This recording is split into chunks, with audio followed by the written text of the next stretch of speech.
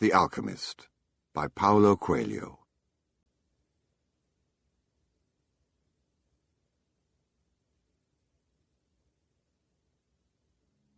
The alchemist picked up a book that someone in the caravan had brought.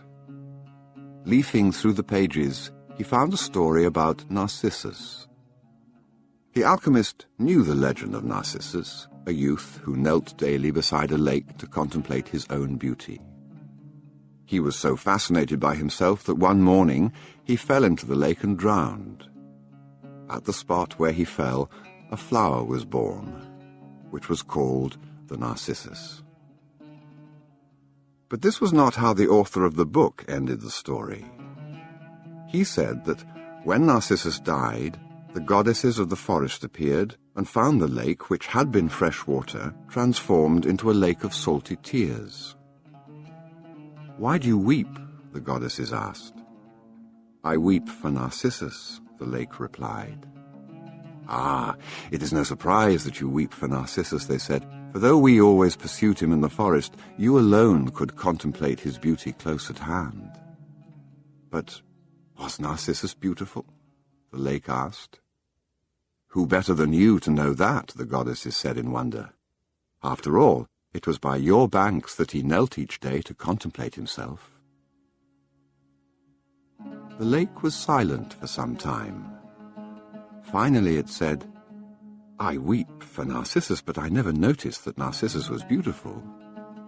I weep because each time he knelt beside my banks, I could see in the depths of his eyes my own beauty reflected." What a lovely story, the alchemist thought.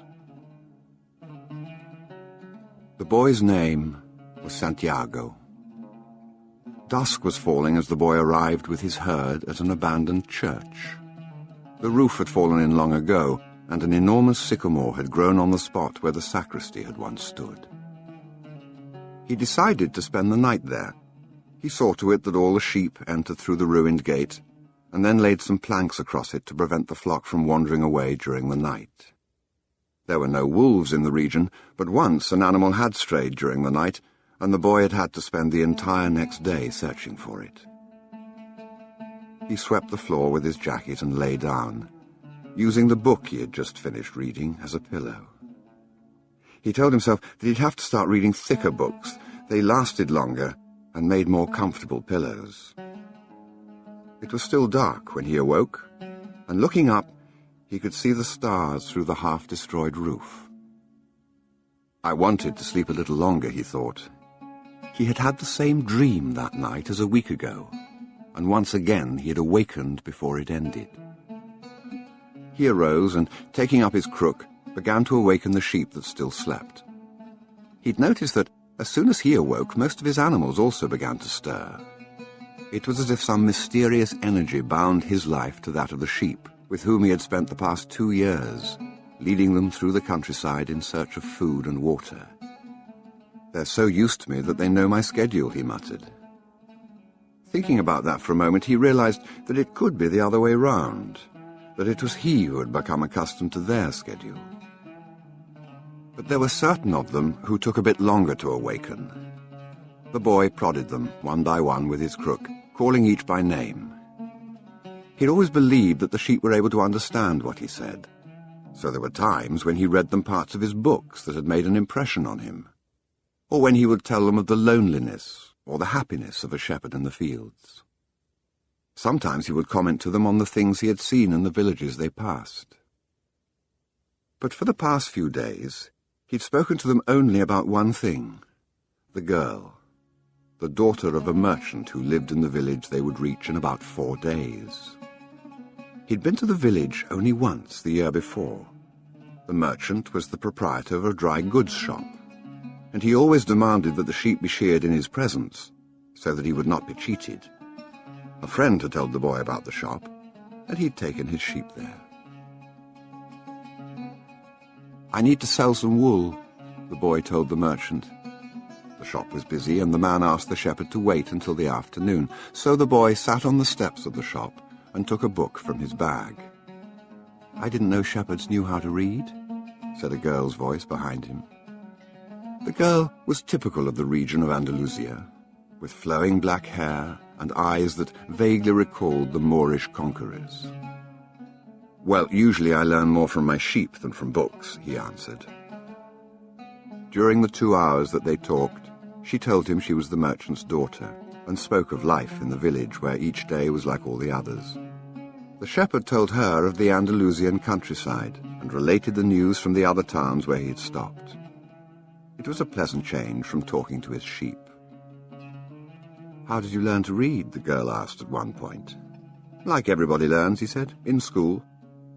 "Well, if you know how to read, why are you just a shepherd?" The boy mumbled an answer that allowed him to avoid responding to her question.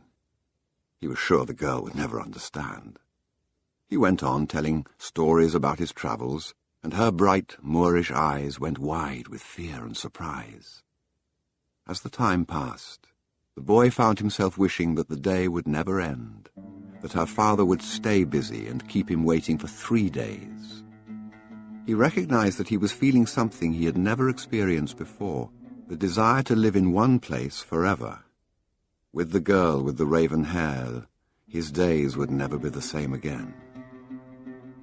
But finally the merchant appeared and asked the boy to shear 4 sheep. He paid for the wool and asked the shepherd to come back the following year. And now it was only 4 days before he would be back in that same village. He was excited and at the same time uneasy. Maybe the girl had already forgotten him. Lots of shepherds passed through selling their wool. "It doesn't matter," he said to his sheep. "I know other girls in other places." But in his heart, he knew that it did matter. And he knew that shepherds, like seamen and like traveling salesmen, always found a town where there was someone who could make them forget the joys of carefree wandering. The day was dawning, and the shepherd urged his sheep in the direction of the sun. They never have to make any decisions, he thought. Maybe that's why they always stay close to me. The only things that concerned the sheep were food and water. As long as the boy knew how to find the best pastures in Andalusia, they would be his friends. Yes, their days were all the same, with the seemingly endless hours between sunrise and dusk. And they'd never read a book in their young lives, and didn't understand when the boy told them about the sights of the cities. They were content with just food and water, and in exchange they generously gave of their wool, their company, and once in a while, their meat. If I became a monster today and decided to kill them one by one, they would become aware only after most of the flock had been slaughtered, thought the boy. They trust me, and they've forgotten how to rely on their own instincts, because I lead them to nourishment.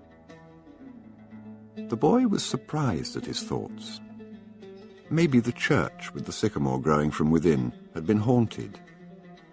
It had caused him to have the same dream for a second time, and it was causing him to feel anger towards his faithful companions. He drank a bit from the wine that remained from his dinner of the night before, and he gathered his jacket closer to his body. He knew that a few hours from now, with the sun at its zenith, the heat would be so great that he would not be able to lead his flock across the fields. It was the time of day when all of Spain slept during the summer. The heat lasted until nightfall, and all that time he had to carry his jacket. But when he thought to complain about the burden of its weight, he remembered that because he had the jacket, he had withstood the cold of the dawn. We have to be prepared for change, he thought, and he was grateful for the jacket's weight and warmth. The jacket had a purpose, and so did the boy. His purpose in life was to travel, and after 2 years of walking the Andalusian terrain, he knew all the cities of the region. He was planning on this visit to explain to the girl how it was that a simple shepherd knew how to read, that he had attended a seminary until he was 16. His parents had wanted him to become a priest, and thereby a source of pride for a simple farm family. They had worked hard just to have food and water, like the sheep. He had studied Latin, Spanish, and theology. But ever since he had been a child, he had wanted to know the world. And this was much more important to him than knowing God and learning about man's sins. One afternoon, on a visit to his family, he had summoned up the courage to tell his father that he didn't want to become a priest, that he wanted to travel. "People from all over the world have passed through this village, son," said his father. "They come in search of new things, but when they leave, they're basically the same people they were when they arrived. They climb the mountain to see the castle, and they wind up thinking that the past was better than what we have now. They have blonde hair or dark skin, but basically they're the same as the people who live right here." "But I'd like to see the castles in the towns where they live," the boy explained. "Those people, when they see our land, say they would like to live here forever," his father continued. "Well, I'd like to see their land and see how they live," said his son. "People who come here have a lot of money to spend, so they can afford to travel," his father said. "Amongst us, the only ones who travel are the shepherds." "Well then, I'll be a shepherd." His father said no more. The next day, he gave his son a pouch that held 3 ancient Spanish gold coins. "I found these one day in the fields. I wanted them to be a part of your inheritance. But use them to buy your flock. Take to the fields, and someday you'll learn that our countryside is the best, and our women the most beautiful." And he gave the boy his blessing. The boy could see in his father's gaze a desire to be able himself to travel the world. A desire that was still alive, despite his father's having had to bury it over dozens of years under the burden of struggling for water to drink, food to eat, and the same place to sleep every night of his life. The horizon was tinged with red, and suddenly the sun appeared. The boy thought back to that conversation with his father and felt happy. He had already seen many castles and met many women, but none the equal of the one who awaited him several days hence. He owned a jacket, a book that he could trade for another, and a flock of sheep, but most important, he was able every day to live out his dream. If he were to tire of the Andalusian fields, he could sell his sheep and go to sea. By the time he had had enough of the sea, he would already have known other cities, other women, and other chances to be happy. "I couldn't have found God in the seminary," he thought, as he looked at the sunrise. Whenever he could, he sought out a new road to travel. He had never been to that ruined church before, in spite of having travelled through those parts many times. The world was huge and inexhaustible. He had only to allow his sheep to set the route for a while, and he would discover other interesting things. The problem is that they don't even realize that they're walking a new road every day. They don't see that the fields are new and the seasons change. All they think about is food and water. "Maybe we're all that way," the boy mused, "even me. I haven't thought of other women since I met the merchant's daughter." Looking at the sun, he calculated that he would reach Tarifa before midday. There, he could exchange his book for a thicker one, fill his wine bottle, shave, and have a haircut. He had to prepare himself for his meeting with the girl, and he didn't want to think about the possibility that some other shepherd with a larger flock of sheep had arrived there before him and asked for her hand. It's the possibility of having a dream come true that makes life interesting, he thought, as he looked again at the position of the sun and hurried his pace. He had suddenly remembered that, in Tarifa, there was an old woman who interpreted dreams. The old woman led the boy to a room at the back of her house. It was separated from her living room by a curtain of coloured beads. The room's furnishings consisted of a table, an image of the Sacred Heart of Jesus, and 2 chairs. The woman sat down and told him to be seated as well. Then she took both of his hands in hers and began quietly to pray. It sounded like a gypsy prayer. The boy had already had experience on the road with gypsies. They also travelled, but they had no flocks of sheep. People said that gypsies spent their lives tricking others. It was also said that they had a pact with the devil, and that they kidnapped children, and taking them away to their mysterious camps made them their slaves. A As a child, the boy had always been frightened to death that he would be captured by gypsies, and this childhood fear returned when the old woman took his hands in hers. But she has the Sacred Heart of Jesus there, he thought, trying to reassure himself.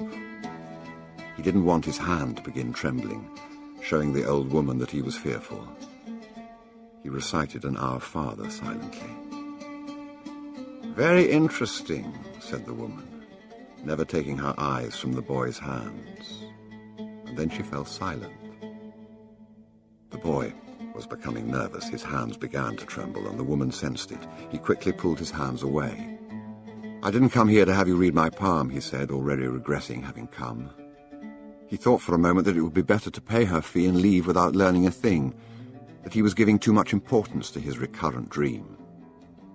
"You came so you could learn about your dreams," said the old woman, "and dreams are the language of God. When he speaks in our language, I can interpret what he has said, but if he speaks in the language of the soul, it is only you who can understand. But whichever it is, I'm going to charge you for the consultation." Another trick, the boy thought. But he decided to take a chance. A shepherd always takes his chances with wolves and with drought, and that's what makes a shepherd's life exciting. "I've had the same dream twice," he said. "I dreamed that I was in a field with my sheep, when a child appeared and began to play with the animals. I don't like people to do that because the sheep are afraid of strangers. But children always seem to be able to play with them without frightening them. I don't know why. I don't know how animals know the age of human beings." "Tell me more about your dream," said the woman. "I have to get back to my cooking, and since you don't have much money, I can't give you a lot of time."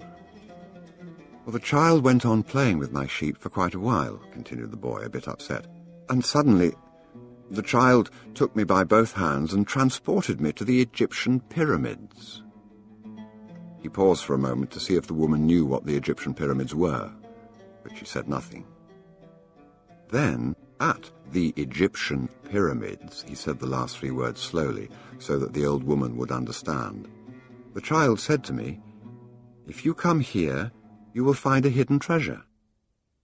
And just as she was about to show me the exact location, I woke up, both times." The woman was silent for some time.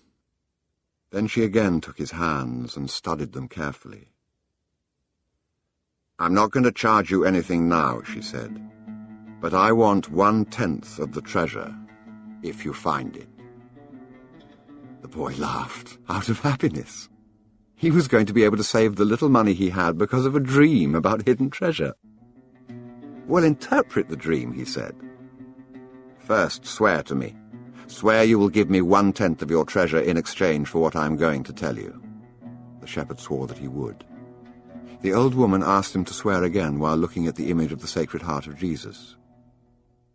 "It's a dream in the language of the world," she said.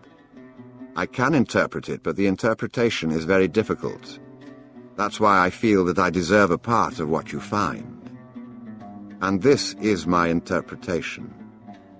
You must go to the pyramids in Egypt.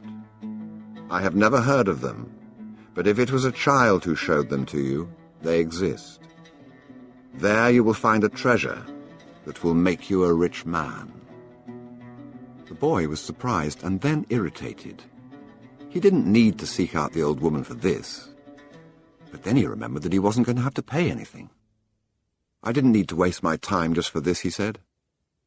"I told you that your dream was a difficult one. It's the simple things in life that are the most extraordinary. Only wise men are able to understand them, and since I am not wise, I have had to learn other arts, such as the reading of palms." "Well, how am I going to get to Egypt?" "I only interpret dreams. I don't know how to turn them into reality. That's why I have to live off what my daughters provide me with." "And what if I never get to Egypt?" "Then I don't get paid. It wouldn't be the first time." And the woman told the boy to leave, saying she'd already wasted too much time with him. So the boy was disappointed. He decided he would never again believe in dreams. He remembered that he had a number of things he had to take care of. He went to the market for something to eat. He traded his book for one that was thicker, and he found a bench in the plaza where he could sample the new wine he had bought.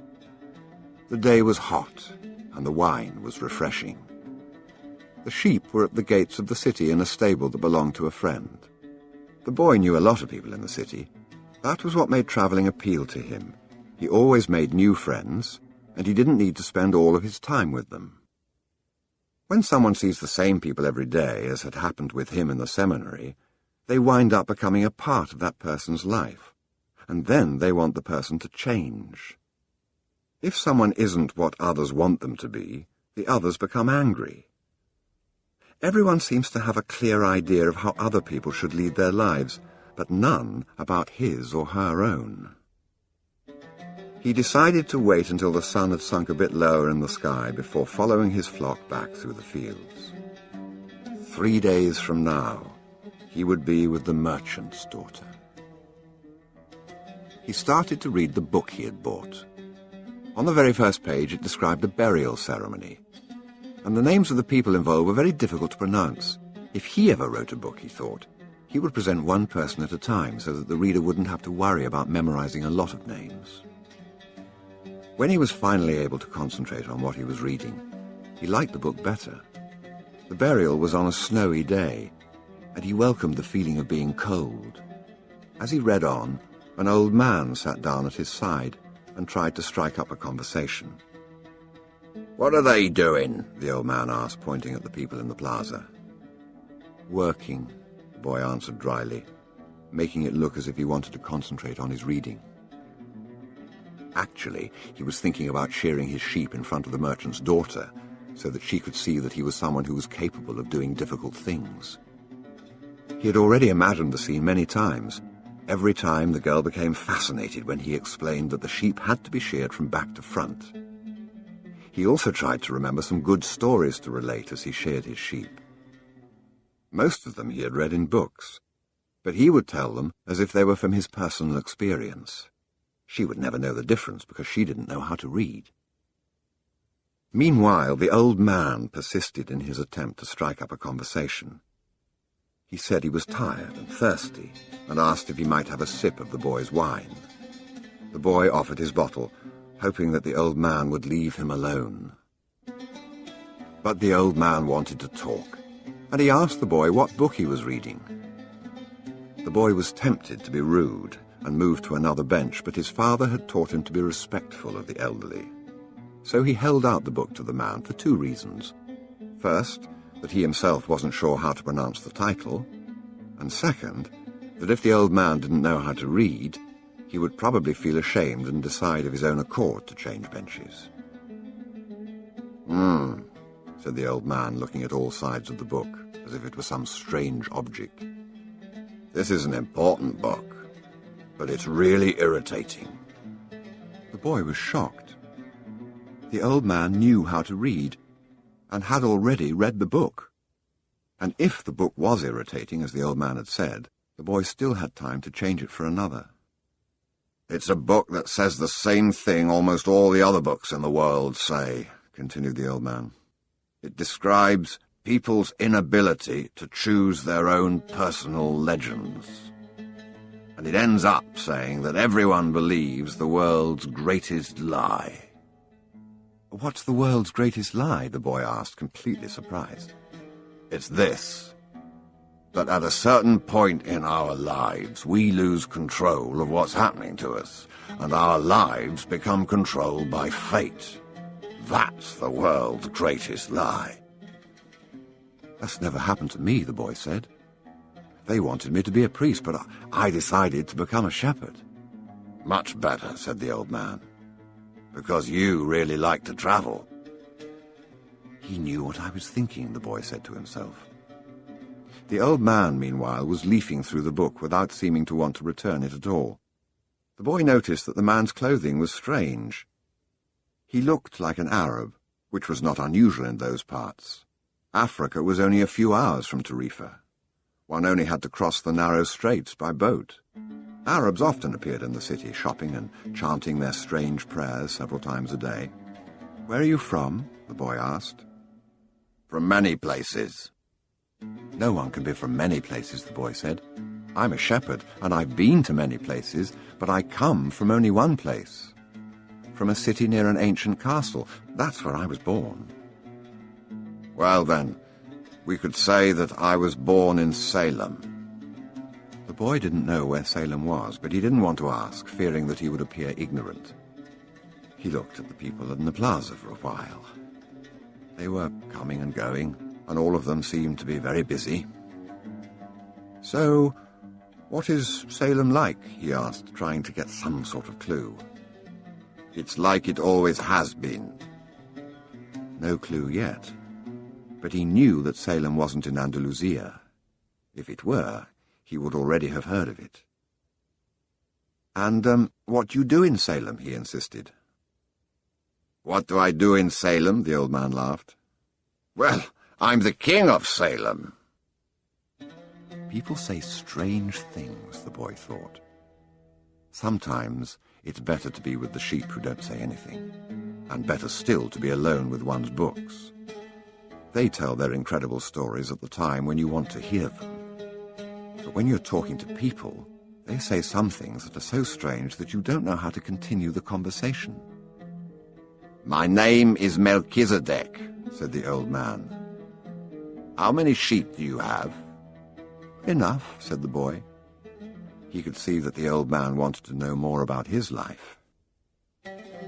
"Well then, we've got a problem.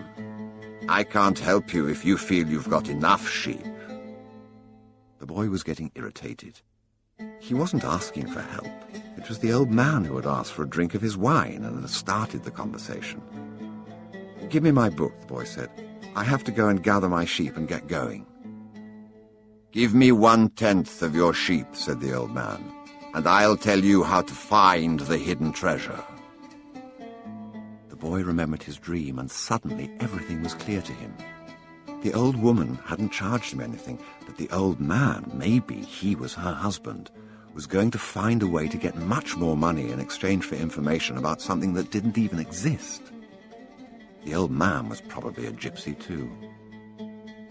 But before the boy could say anything, the old man leaned over, picked up a stick, and began to write in the sand of the plaza. Something bright reflected from his chest with such intensity that the boy was momentarily blinded. With a movement that was too quick for someone of his age, the man covered what it was with his cape.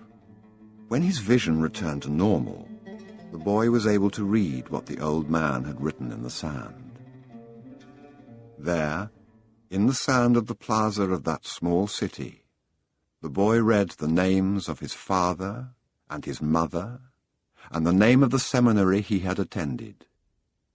He read the name of the merchant's daughter, which he hadn't even known. And he read things he had never told anyone. "I'm the king of Salem," the old man had said. Why would a king be talking with a shepherd, the boy asked, awed and embarrassed. "For several reasons, but let's say the most important is that you have succeeded in discovering your personal legend." The boy didn't know what a person's personal legend was. "It's what you have always wanted to accomplish. Everyone, when they are young, knows what their personal legend is. At that point in their lives, everything is clear and everything is possible. They are not afraid to dream and to yearn for everything they would like to see happen to them in their lives. But as time passes, a mysterious force begins to convince them that it will be impossible for them to realize their personal legend." None of what the old man was saying made much sense to the boy. But he wanted to know what the mysterious force was. The merchant's daughter would be impressed when he told her about that. "It's a force that appears to be negative, but actually shows you how to realize your personal legend. It prepares your spirit and your will, because there is one great truth on this planet. Whoever you are, or whatever it is that you do, when you really want something, it's because that desire originated in the soul of the universe. It's your mission on Earth. Even when all you want to do is travel, or marry the daughter of a textile merchant? Yes, or even search for treasure. The soul of the world is nourished by people's happiness, and also by unhappiness, envy, and jealousy. To realize one's personal legend is a person's only real obligation. All things are one. And when you want something, all the universe conspires in helping you to achieve it. They were both silent for a time, observing the plaza and the townspeople. It was the old man who spoke first. Why do you tend a flock of sheep? Because I like to travel. The old man pointed to a baker standing in his shop window at one corner of the plaza. When he was a child, that man wanted to travel too. But he decided first to buy his bakery and put some money aside. When he's an old man, he's going to spend a month in Africa. He never realized that people are capable at any time of their lives of doing what they dream of. He should have decided to become a shepherd, the boy said. Well, he thought about that, the old man said. But bakers are more important people than shepherds. Bakers have homes, while shepherds sleep out in the open. Parents would rather see their children marry bakers than shepherds. The boy felt a pang in his heart, thinking about the merchant's daughter. There was surely a baker in her town.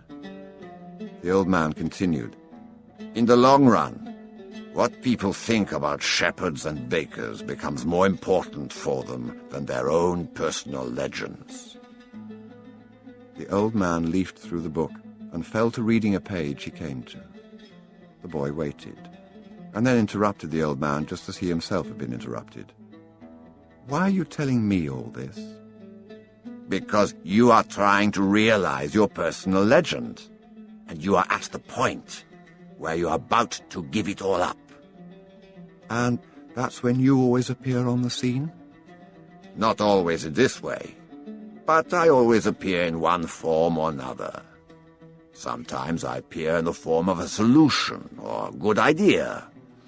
At other times, at a crucial moment, I make it easier for things to happen. There are other things I do too, but most of the time people don't realize I've done them. The old man related that the week before he'd been forced to appear before a miner and had taken the form of a stone. The miner had abandoned everything to go mining for emeralds. For 5 years he had been working a certain river and had examined hundreds of thousands of stones looking for an emerald. The miner was about to give it all up, right at the point when, if he were to examine just one more stone, just one more, he would find his emerald. Since the miner had sacrificed everything to his personal legend, the old man decided to become involved. He transformed himself into a stone that rolled up to the miner's foot. The miner, with all the anger and frustration of his 5 fruitless years, picked up the stone and threw it aside. But he had thrown it with such force that it broke the stone it fell upon, and there, embedded in the broken stone, was the most beautiful emerald in the world. People learn early in their lives what is their reason for being, said the old man with a certain bitterness. Maybe that's why they give up on it so early, too. But that's the way it is. The boy reminded the old man that he had said something about hidden treasure. Treasure is uncovered by the force of flowing water, and it is buried by the same current, said the old man.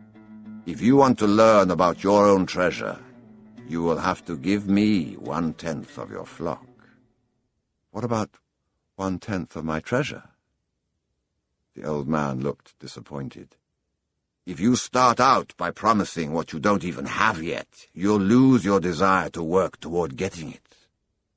The boy told him that he'd already promised to give 1/10 of his treasure to the gypsy. Gypsies are experts at getting people to do that, sighed the old man. In any case, It's good that you've learned that everything in life has its price. That is what the warriors of the light try to teach." The old man returned the book to the boy. "Tomorrow, at this same time, bring me 1/10 of your flock, and I will tell you how to find the hidden treasure. Good afternoon." And he vanished around the corner of the plaza.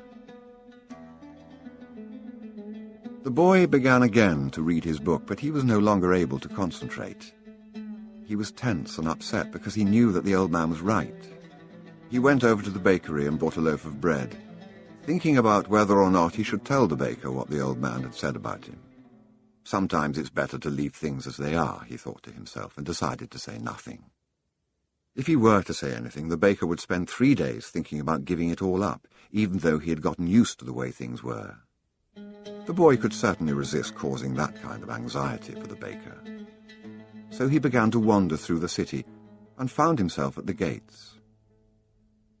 There was a small building there, with a window at which people bought tickets to Africa, and he knew that Egypt was in Africa.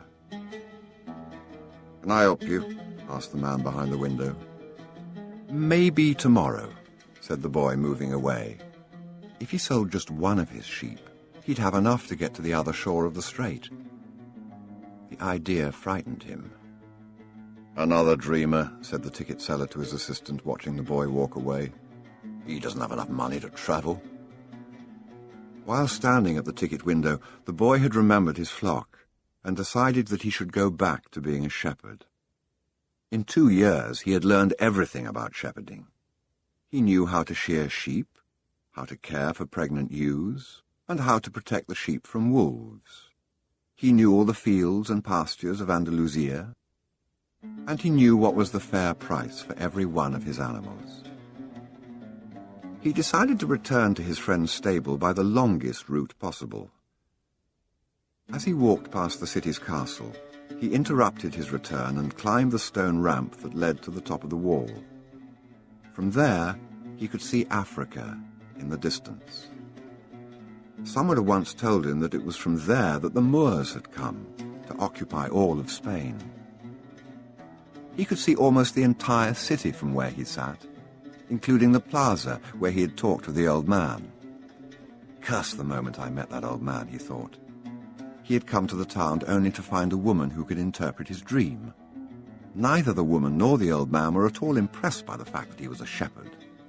They were solitary individuals who no longer believed in things and didn't understand that shepherds become attached to their sheep. He knew everything about each member of his flock. He knew which ones were lame, which ones were to give birth 2 months from now, and which were the laziest. He knew how to shear them, how to slaughter them. If he ever decided to leave them, they would suffer. The wind began to pick up. He knew that wind. People called it the Levanter, because on it the Moors had come from the Levant, at the eastern end of the Mediterranean. The Levanter increased in intensity. Here I am between my flock and my treasure, the boy thought. He had to choose between something he had become accustomed to and something he wanted to have. There was also the merchant's daughter, but she wasn't as important as his flock because she didn't depend on him. Maybe she didn't even remember him. He was sure that it made no difference to her on which day he appeared. For her, every day was the same. And when each day is the same as the next, it's because people fail to recognize the good things that happen in their lives every day the sun rises. I left my father, my mother, and the town castle behind. They've gotten used to my being away, and so have I. The sheep will get used to my not being there too, the boy thought. From where he sat, he could observe the plaza. People continued to come and go from the baker's shop. A young couple sat on the bench where he had talked with the old man, and they kissed. That baker, he said to himself without completing the thought. The Levanter was still getting stronger, and he felt its force on his face. That wind had brought the Moors, yes, but it had also brought the smell of the desert and of veiled women. It had brought with it the sweat and the dreams of men who had once left to search for the unknown. and for gold and adventure, and for the pyramids. The boy felt jealous of the freedom of the wind, and saw that he could have the same freedom. There was nothing to hold him back except himself. The sheep, the merchant's daughter, and the fields of Andalusia were only steps along the way to his personal legend.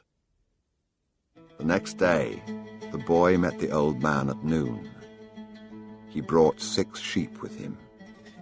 "I'm surprised," the boy said. "My friend bought all the other sheep immediately. He said that he'd always dreamed of being a shepherd, and that it was a good omen." "That's the way it always is," said the old man. "It's called the principle of favorability. When you play cards the first time, you're almost sure to win. Beginner's luck." "Why is that?" "Because there's a force that wants you to realize your personal legend. It whets your appetite with a taste of success." Then the old man began to inspect the sheep, and he saw that one was lame. The boy explained that it wasn't important, since that sheep was the most intelligent of the flock and produced the most wool. "Where is the treasure?" he asked. "It's in Egypt, near the pyramids." The boy was startled. The old woman had said the same thing, but she hadn't charged him anything. "In order to find the treasure, you will have to follow the omens. God has prepared a path for everyone to follow. You just have to read the omens that he left for you." Before the boy could reply, a butterfly appeared and fluttered between him and the old man. He remembered something his grandfather had once told him, that butterflies were a good omen, like crickets and like expectations, like lizards and 4-leaf clovers. "That's right," said the old man, able to read the boy's thoughts. "Just as your grandfather taught you, these are good omens." The old man opened his cape, and the boy was struck by what he saw. The old man wore a breastplate of heavy gold, covered with precious stones. The boy recalled the brilliance he had noticed on the previous day. He really was a king. He must be disguised to avoid encounters with thieves. "Take these," said the old man, holding out a white stone and a black stone that had been embedded at the center of the breastplate. "They're called Urim and Thummim. The black signifies yes, the white no. When you are unable to read the omens, they will help you to do so. Always ask an objective question. But if you can, try to make your own decisions. The treasure is at the pyramids, that you already know. But I had to insist on the payment of 6 sheep, because I helped you make the decision." The boy put the stones in his pouch. From then on, he would make his own decisions.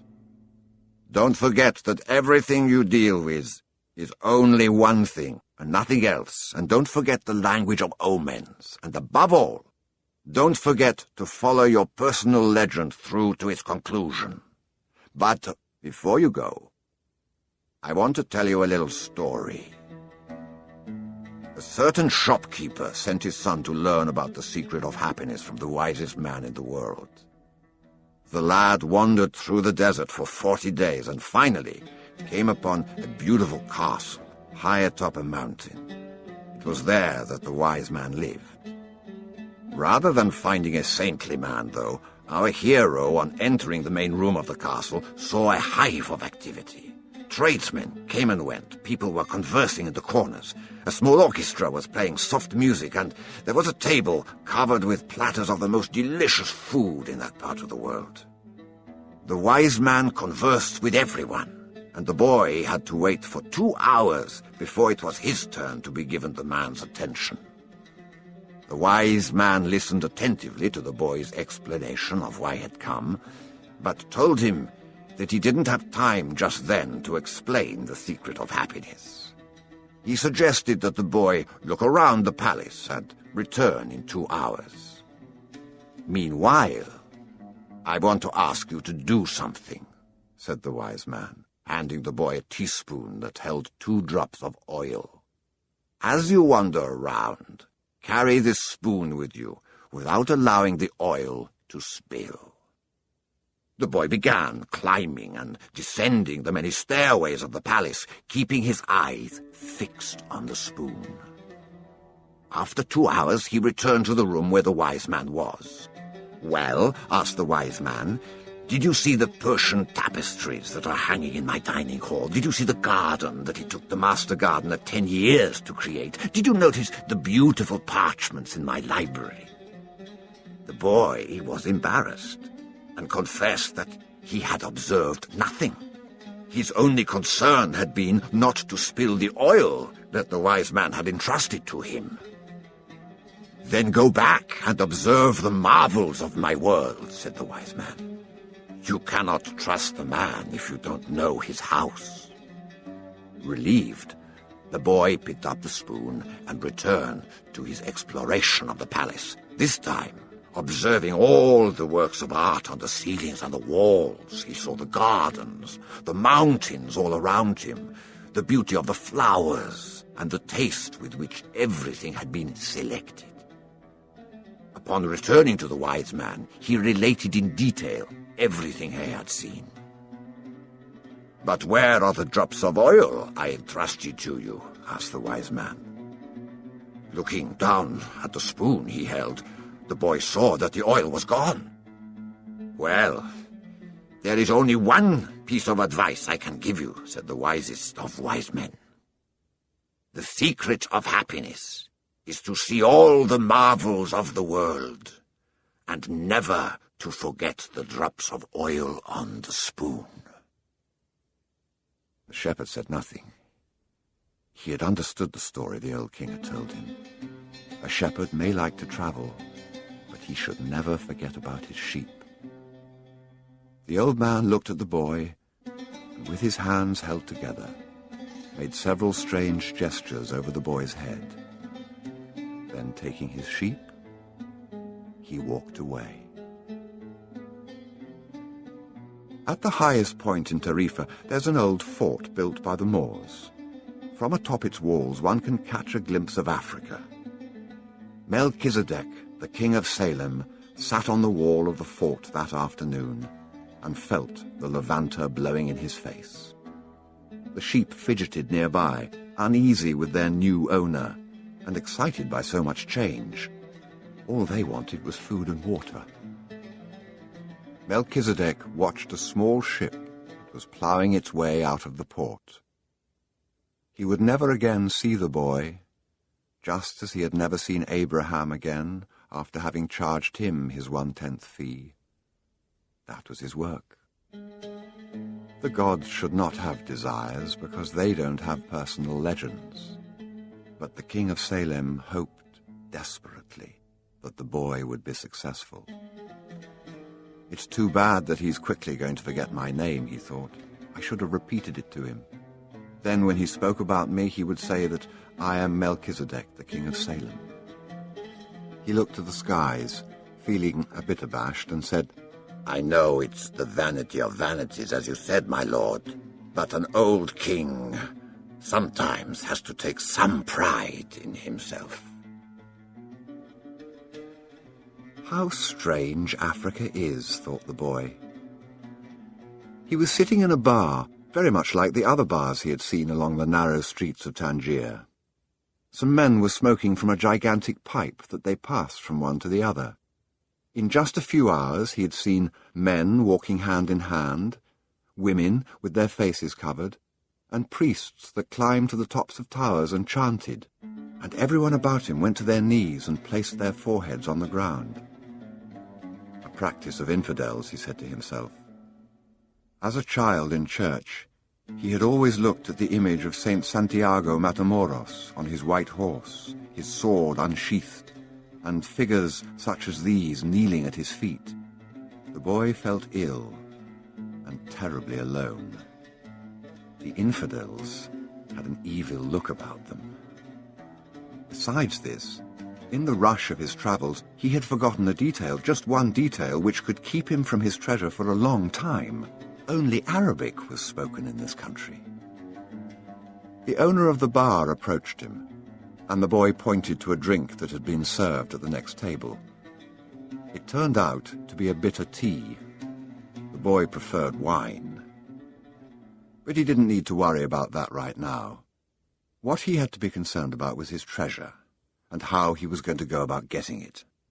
The sale of his sheep had left him with enough money in his pouch, and the boy knew that in money there was magic. Whoever has money is never really alone. Before long, maybe in just a few days, he would be at the pyramids. An old man with a breastplate of gold wouldn't have lied just to acquire 6 sheep. The old man had spoken about signs and omens, and as the boy was crossing the strait, he'd thought about omens. Yes, the old man had known what he was talking about. During the time the boy had spent in the fields of Andalusia, he had become used to learning which path he should take by observing the ground and the sky. He had discovered that the presence of a certain bird meant that a snake was nearby, and that a certain shrub was a sign that there was water in the area. The sheep had taught him that. If God leads the sheep so well, he would also lead a man, he thought, and that made him feel better. The tea seemed less bitter. "Who are you?" he heard a voice ask him in Spanish. The boy was relieved. He was thinking about omens, and someone had appeared. "How come you speak Spanish?" he asked. The new arrival was a young man in Western dress, but the color of his skin suggested he was from this city. He was about the same age and height as the boy. "Almost everyone here speaks Spanish. We're only 2 hours from Spain." "Sit down, let me treat you to something," said the boy. "And ask for a glass of wine for me. I hate this tea." "There is no wine in this country," the young man said. "The religion here forbids it." The boy told him that he needed to get to the pyramids. He almost began to tell about his treasure, but decided not to do so. If he did, it was possible that the Arab would want a part of it as payment for taking him there. He remembered what the old man had said about offering something you didn't even have yet. "I'd like you to take me there if you can. I can pay you to serve as my guide." "Do you have any idea how to get there?" the newcomer asked. The boy noticed that the owner of the bar stood nearby, listening attentively to their conversation. He felt uneasy at the man's presence, but he had found a guide, and didn't want to miss out on an opportunity. "You have to cross the entire Sahara Desert," said the young man. "And to do that you need money. I need to know whether you have enough." The boy thought it was a strange question, but he trusted in the old man who had said that when you really want something, the universe always conspires in your favor. He took his money from his pouch and showed it to the young man. The owner of the bar came over and looked as well. The 2 men exchanged some words in Arabic, and the bar owner seemed irritated. "Let's get out of here," said the new arrival. "He wants us to leave." The boy was relieved. He got up to pay the bill, but the owner grabbed him and began to speak to him in an angry stream of words. The boy was strong and wanted to retaliate, but he was in a foreign country. His new friend pushed the owner aside and pulled the boy outside with him. "He wanted your money," he said. "Tangier is not like the rest of Africa. This is a port, and every port has its thieves." The boy trusted his new friend. He had helped him out in a dangerous situation. He took out his money and counted it. "We could get to the pyramids by tomorrow," said the other, taking the money. "But I have to buy 2 camels." They walked together through the narrow streets of Tangier. Everywhere there were stalls with items for sale. They reached the center of a large plaza where the market was held. There were thousands of people there, arguing, selling, and buying. Vegetables for sale amongst daggers and carpets displayed alongside tobacco. But the boy never took his eye off his new friend. After all, he had all his money. He thought about asking him to give it back, but decided that that would be unfriendly. He knew nothing about the customs of the strange land he was in. "I'll just watch him," he said to himself. He knew he was stronger than his friend. Suddenly, there in the midst of all that confusion, he saw the most beautiful sword he had ever seen. The scabbard was embossed in silver, and the handle was black and encrusted with precious stones. The boy promised himself that when he returned from Egypt, he would buy that sword. "Ask the owner of that stall how much the sword costs," he said to his friend. Then he realized that he'd been distracted for a few moments looking at the sword. His heart squeezed, as if his chest suddenly compressed it. He was afraid to look around because he knew what he would find. He continued to look at the beautiful sword for a bit longer, until he summoned the courage to turn around. All around him was the market, with people coming and going, shouting and buying, and the aroma of strange foods, but nowhere could he find his new companion. The boy wanted to believe that his friend had simply become separated from him by accident. He decided to stay right there and await his return. As he waited, a priest climbed to the top of a nearby tower and began his chant. Everyone in the market fell to their knees, touched their foreheads to the ground, and took up the chant. Then, like a colony of worker ants, they dismantled their stalls and left. The sun began its departure as well. The boy watched it through its trajectory for some time until it was hidden behind the white houses surrounding the plaza. He recalled that when the sun had risen that morning, he was on another continent, still a shepherd with 60 sheep, and looking forward to meeting with a girl. That morning he had known everything that was going to happen to him as he walked through the familiar fields. But now, as the sun began to set, he was in a different country, a stranger in a strange land where he couldn't even speak the language. He was no longer a shepherd, and he had nothing, not even the money to return and start everything over. All this had happened between sunrise and sunset, the boy thought.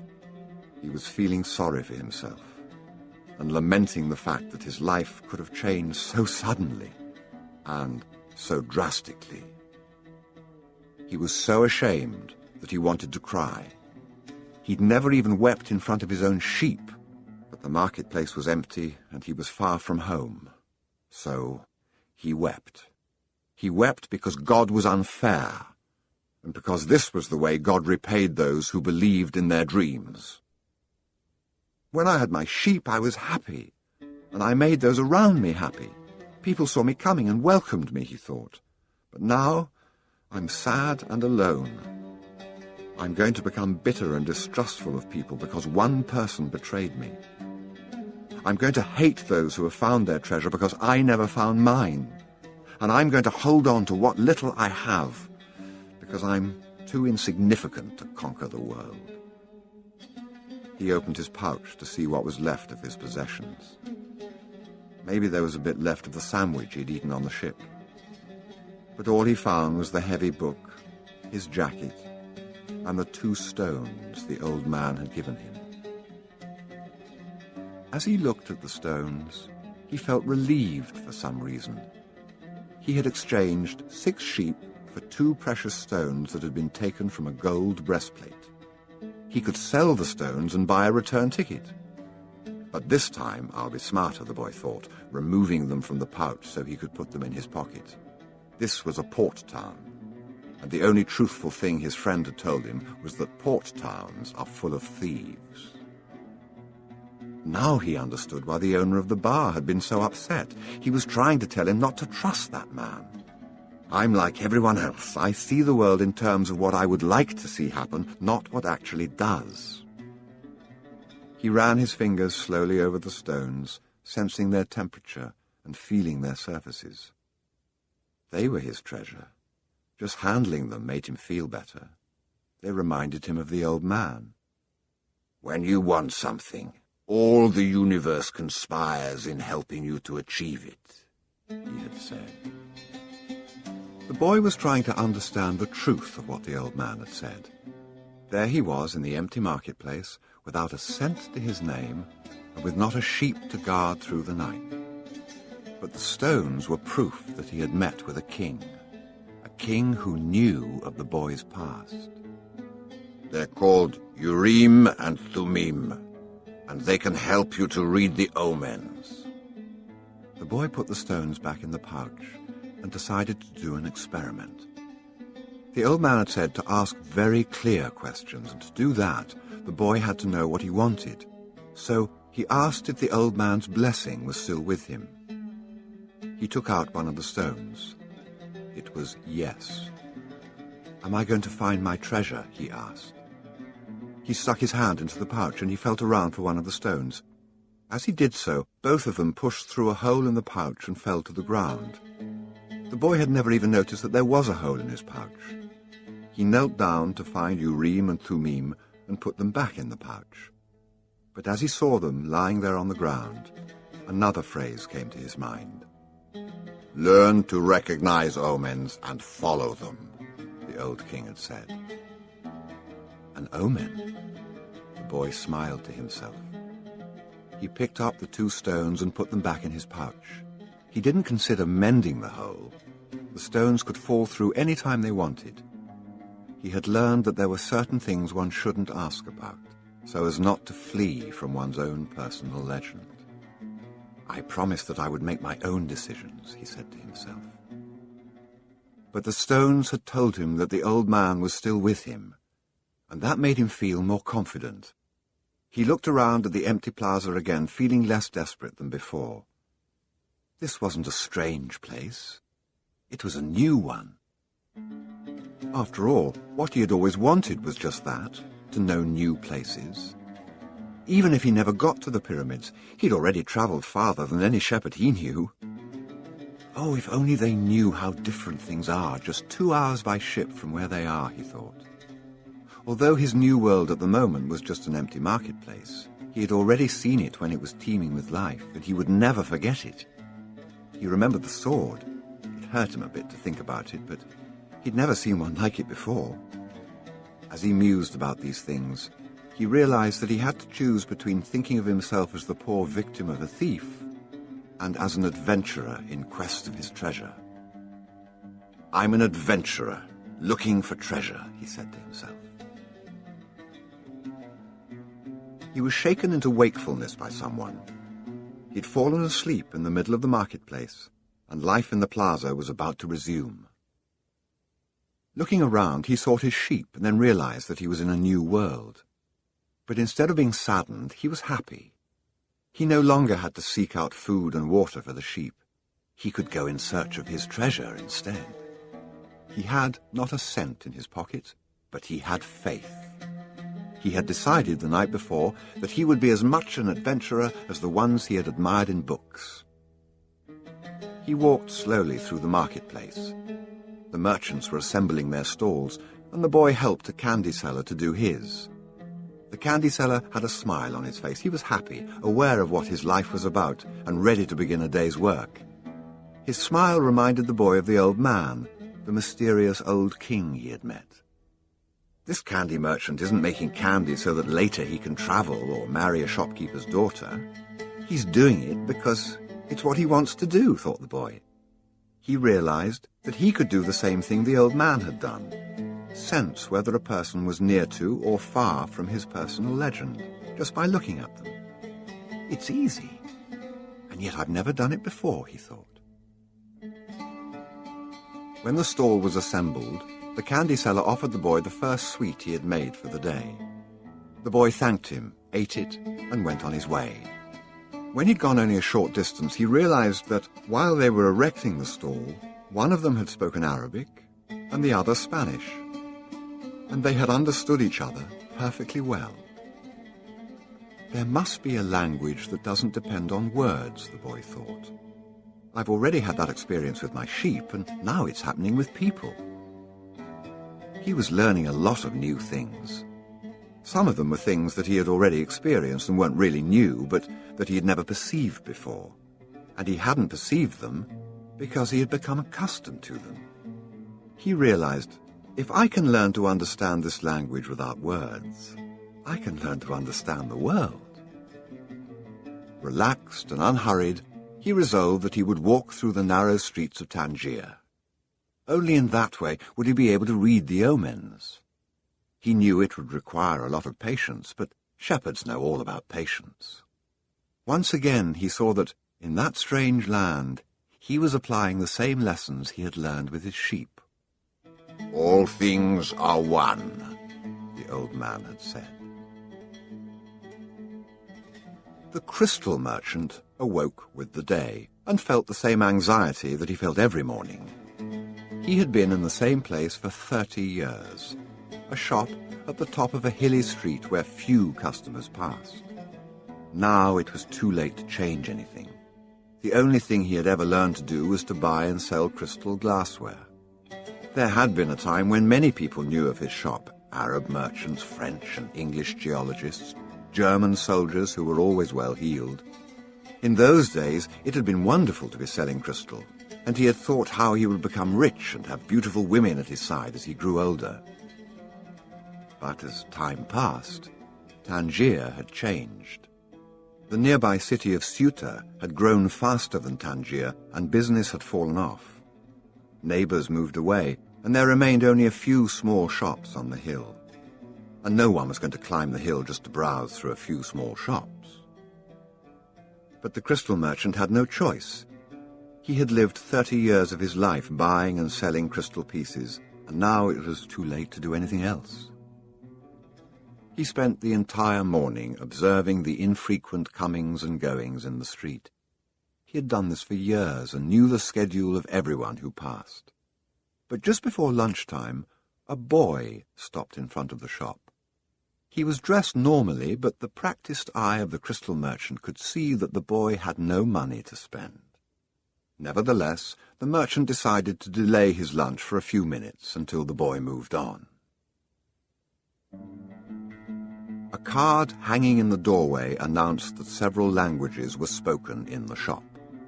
The boy saw a man appear behind the counter. "I can clean up those glasses in the window if you want," said the boy. "The way they look now, no one's going to want to buy them." The man looked at him without responding. "In exchange, you could give me something to eat." The man still said nothing, and the boy sensed that he was going to have to make a decision. In his pouch, he had his jacket. He certainly wasn't going to need it in the desert. Taking the jacket out, he began to clean the glasses. In half an hour, he had cleaned all the glasses in the window, and as he was doing so, 2 customers had entered the shop and bought some crystal. When he had completed the cleaning, he asked the man for something to eat. "Let's go and have some lunch," said the crystal merchant. He put a sign on the door, and they went to a small cafe nearby. As they sat down at the only table in the place, the crystal merchant laughed. "You didn't have to do any cleaning," he said. "The Quran requires me to feed a hungry person." "Well, then why did you let me do it?" the boy asked. "Because the crystal was dirty, and both you and I needed to cleanse our minds of negative thoughts." When they had eaten, the merchant turned to the boy and said, "I'd like you to work in my shop. 2 customers came in today while you were working, and that's a good omen." People talk a lot about omens, thought the shepherd, but they really don't know what they're saying. Just as I hadn't realized that for so many years I'd been speaking a language without words to my sheep. "Do you want to go to work for me?" the merchant asked. "I can work for the rest of today," the boy answered. "I'll work all night until dawn, and I'll clean every piece of crystal in your shop. In return, I need money to get to Egypt tomorrow." The merchant laughed. "Even if you clean my crystal for an entire year, even if you earned a good commission selling every piece, you would still have to borrow money to get to Egypt. There are thousands of kilometers of desert between here and there." There was a moment of silence, so profound that it seemed the city was asleep. No sound from the bazaars, no arguments among the merchants, no men climbing to the towers to chant. No hope, no adventure, no old kings or personal legends, no treasure, and no pyramids. It was as if the world had fallen silent because the boy's soul had. He sat there, staring blankly through the door of the cafe, wishing that he had died, and that everything would end forever at that moment. The merchant looked anxiously at the boy. All the joy he had seen that morning had suddenly disappeared. "I can give you the money you need to get back to your country, my son," said the crystal merchant. The boy said nothing. He got up, adjusted his clothing, and picked up his pouch. "I'll work for you," he said. And after another long silence, he added, "I need money to buy some sheep." The boy had been working for the crystal merchant for almost a month, and he could see that it wasn't exactly the kind of job that would make him happy. The merchant spent the entire day mumbling behind the counter, telling the boy to be careful with the pieces and not to break anything. But he stayed with the job because the merchant, although he was an old grouch, treated him fairly. The boy received a good commission for each piece he sold and had already been able to put some money aside. That morning he had done some calculating. If he continued to work every day as he had been, he would need a whole year to be able to buy some sheep. "I'd like to build a display case for the crystal," the boy said to the merchant. "We could place it outside and attract those people who pass at the bottom of the hill." "Well, I've never had one before," the merchant answered. "People will pass by and bump into it and pieces will be broken." "Well, when I took my sheep through the fields, some of them might have died if we had come upon a snake, but that's the way life is with sheep and with shepherds." The merchant turned to a customer who wanted 3 crystal glasses. He was selling better than ever, as if time had turned back to the old days when the street had been one of Tangier's major attractions. "Business has really improved," he said to the boy after the customer had left. "I'm doing much better, and soon you'll be able to return to your sheep. Why ask more out of life?" "Because we have to respond to omens," the boy said, almost without meaning to. Then he regretted what he had said, because the merchant had never met the king. "It's called the principle of favorability, beginner's luck. Because life wants you to achieve your personal legend," the old king had said. But the merchant understood what the boy had said. The boy's very presence in the shop was an omen, and as time passed and money was pouring into the cash drawer, he had no regrets about having hired the boy. The boy was being paid more money than he deserved because the merchant, thinking that sales wouldn't amount to much, had offered the boy a high commission rate. He had assumed he would soon return to his sheep. "Why did you want to get to the pyramids?" he asked, to get away from the business of the display. "Because I've always heard about them," the boy answered, saying nothing about his dream. The treasure was now nothing but a painful memory, and he tried to avoid thinking about it. "I don't know anyone here who would want to cross the desert just to see the pyramids," said the merchant. "They're just a pile of stones. You could build one in your own backyard." "You've never had dreams of travel?" said the boy, turning to wait on a customer who had entered the shop. 2 days later, the merchant spoke to the boy about the display. "I don't much like change," he said. "You and I aren't like Hassan, that rich merchant. If he makes a buying mistake, it doesn't affect him much. But we two have to live with our mistakes." That's true enough, the boy thought ruefully. "Why did you think we should have a display?" "I want to get back to my sheep faster. We have to take advantage when luck is on our side and do as much to help it as it's doing to help us. It's called the principle of favorability, or beginner's luck."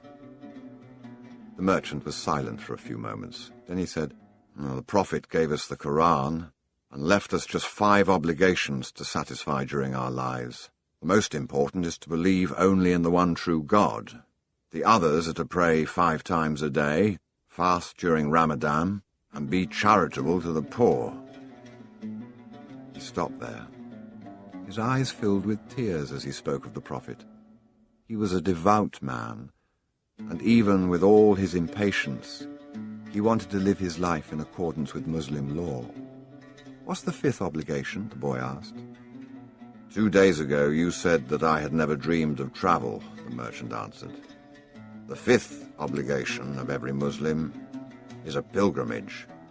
We are obliged at least once in our lives to visit the holy city of Mecca. Mecca is a lot further away than the pyramids. When I was young, all I wanted to do was to put together enough money to start this shop. I thought that someday I'd be rich and could go to Mecca. I began to make some money, but I could never bring myself to leave someone in charge of the shop. The crystals are delicate things. At the same time, people were passing my shop all the time heading for Mecca. Some of them were rich pilgrims travelling in caravans with servants and camels, but Most of the people making the pilgrimage were poorer than I. All who went there were happy at having done so. They placed the symbols of the pilgrimage on the doors of their houses. One of them, a cobbler who made his living mending boots, said that he had travelled almost a year through the desert, but that he got more tired when he had to walk through the streets of Tangier buying his leather. "Well, why don't you go to Mecca now?" asked the boy. Because it's the thought of Mecca that keeps me alive. That's what helps me face these days that are all the same, these mute crystals on the shelves and lunch and dinner at that same horrible cafe. I'm afraid that if my dream is realized, I'll have no reason to go on living. You dream about your sheep and the pyramids, but you're different from me because you want to realize your dreams. I just want to dream about Mecca. I've already imagined 1,000 times crossing the desert, arriving at the plaza of the sacred stone, the 7 times I walk around it before allowing myself to touch it. I've already imagined the people who would be at my side, and those in front of me, and the conversations and prayers we would share. But I'm afraid that it would all be a disappointment. So I prefer just to dream about it. That day, the merchant gave the boy permission to build the display. Not everyone can see his dreams come true in the same way. 2 more months passed, and the shelf brought many customers into the crystal shop. The boy estimated that if he worked for 6 more months, he could return to Spain and buy 60 sheep, and yet another 60. In less than a year, he would have doubled his flock, and he would be able to do business with the Arabs because he was now able to speak their strange language. Since that morning in the marketplace, he had never again made use of Urim and Thummim, because Egypt was now just as distant a dream for him as was Mecca for the merchant. Anyway, the boy had become happy in his work, and thought all the time about the day when he would disembark at Tarifa as a winner. You must always know what it is that you want, the old king had said. The boy knew, and was now working toward it. Maybe it was his treasure to have wound up in that strange land, met up with a thief and doubled the size of his flock without spending a cent. He was proud of himself. He'd learned some important things, like how to deal in crystal, and about the language without words, and about omens. One afternoon, he'd seen a man at the top of the hill complaining that it was impossible to find a decent place to get something to drink after such a climb. The boy, accustomed to recognizing omens, spoke to the merchant. "Let's sell tea to the people who climb the hill." "Oh, lots of places sell tea around here," the merchant said. "But we could sell tea in crystal glasses. The people will enjoy the tea and want to buy the glasses. I've been told that beauty is the great seducer of men." The merchant didn't respond, but that afternoon, after saying his prayers and closing the shop, he invited the boy to sit with him and share his hookah, that strange pipe used by the Arabs. "What is it that you're looking for?" asked the old merchant. "I've already told you. I need to buy my sheep back, so I have to earn the money to do so." The merchant put some new coals in the hookah and inhaled deeply. "I've had this shop for 30 years. I know good crystal from bad and everything else there is to know about crystal. I know its dimensions and how it behaves. If we serve tea in crystal, the shop is going to expand, and then I'll have to change my way of life." "Well, isn't that good?" "I'm already used to the way things are. Before you came, I was thinking about how much time I'd wasted in the same place while my friends had moved on and either went bankrupt or did better than they had before. It made me very depressed. Now I can see that it hasn't been too bad. The shop is exactly the size I always wanted it to be. I don't want to change anything because I don't know how to deal with change. You see, I'm used to the way I am." The boy didn't know what to say. The old man continued, "You've been a real blessing to me. Today I understand something I didn't see before. Every blessing ignored becomes a curse. I don't want anything else in life. But you are forcing me to look at wealth and at horizons I've never known. Now that I've seen them, and now that I see how immense my possibilities are, I'm going to feel worse than I did before you arrived. Because I know the things I should be able to accomplish, and I don't want to do so. It's good I refrained from saying anything to the baker and Tarifa, thought the boy to himself. They went on smoking the pipe for a while as the sun began to set. They were conversing in Arabic, and the boy was proud of himself for being able to do so. There had been a time when he thought that his sheep could teach him everything he needed to know about the world, but they could never have taught him Arabic. There are probably other things in the world that sheep can't teach me, thought the boy as he regarded the old merchant. All they ever do really is look for food and water, and maybe it wasn't that they were teaching me, but that I was learning from them. Maktub, the merchant said finally. What does that mean? You would have had to have been born an Arab to understand, he answered. But in your language it would be something like, it is written. And as he smothered the coals in the hookah, he told the boy that he could begin to sell tea in the crystal glasses. Sometimes there's just no way to hold back the river. The men climbed the hill, and they were tired when they reached the top. But there they saw a crystal shop that offered refreshing mint tea. They went in to drink the tea, which was served in beautiful crystal glasses. My wife never thought of this, said one, and he bought some crystal. He was entertaining guests that night, and the guests would be impressed by the beauty of the glassware. The other man remarked that tea was always more delicious when it was served in crystal, because the aroma was retained. The third said that it was a tradition in the Orient to use crystal glasses for tea because it had magical powers. Before long, the news spread, and a great many people began to climb the hill to see the shop that was doing something new in a trade that was so old. Other shops were opened that served tea in crystal, but they weren't at the top of a hill, and they had little business. Eventually, the merchant had to hire 2 more employees. He began to import enormous quantities of tea along with his crystal, and his shop was sought out by men and women with a thirst for things new. And in that way, the months passed. The boy awoke before dawn. It had been 11 months and 9 days since he had first set foot on the African continent. He dressed in his Arabian clothing of white linen, bought especially for this day. He put his headcloth in place and secured it with a ring made of camel skin. Wearing his new sandals, he descended the stairs silently. The city was still sleeping. He prepared himself a sandwich and drank some hot tea from a crystal glass. Then he sat in the sun-filled doorway, smoking the hookah.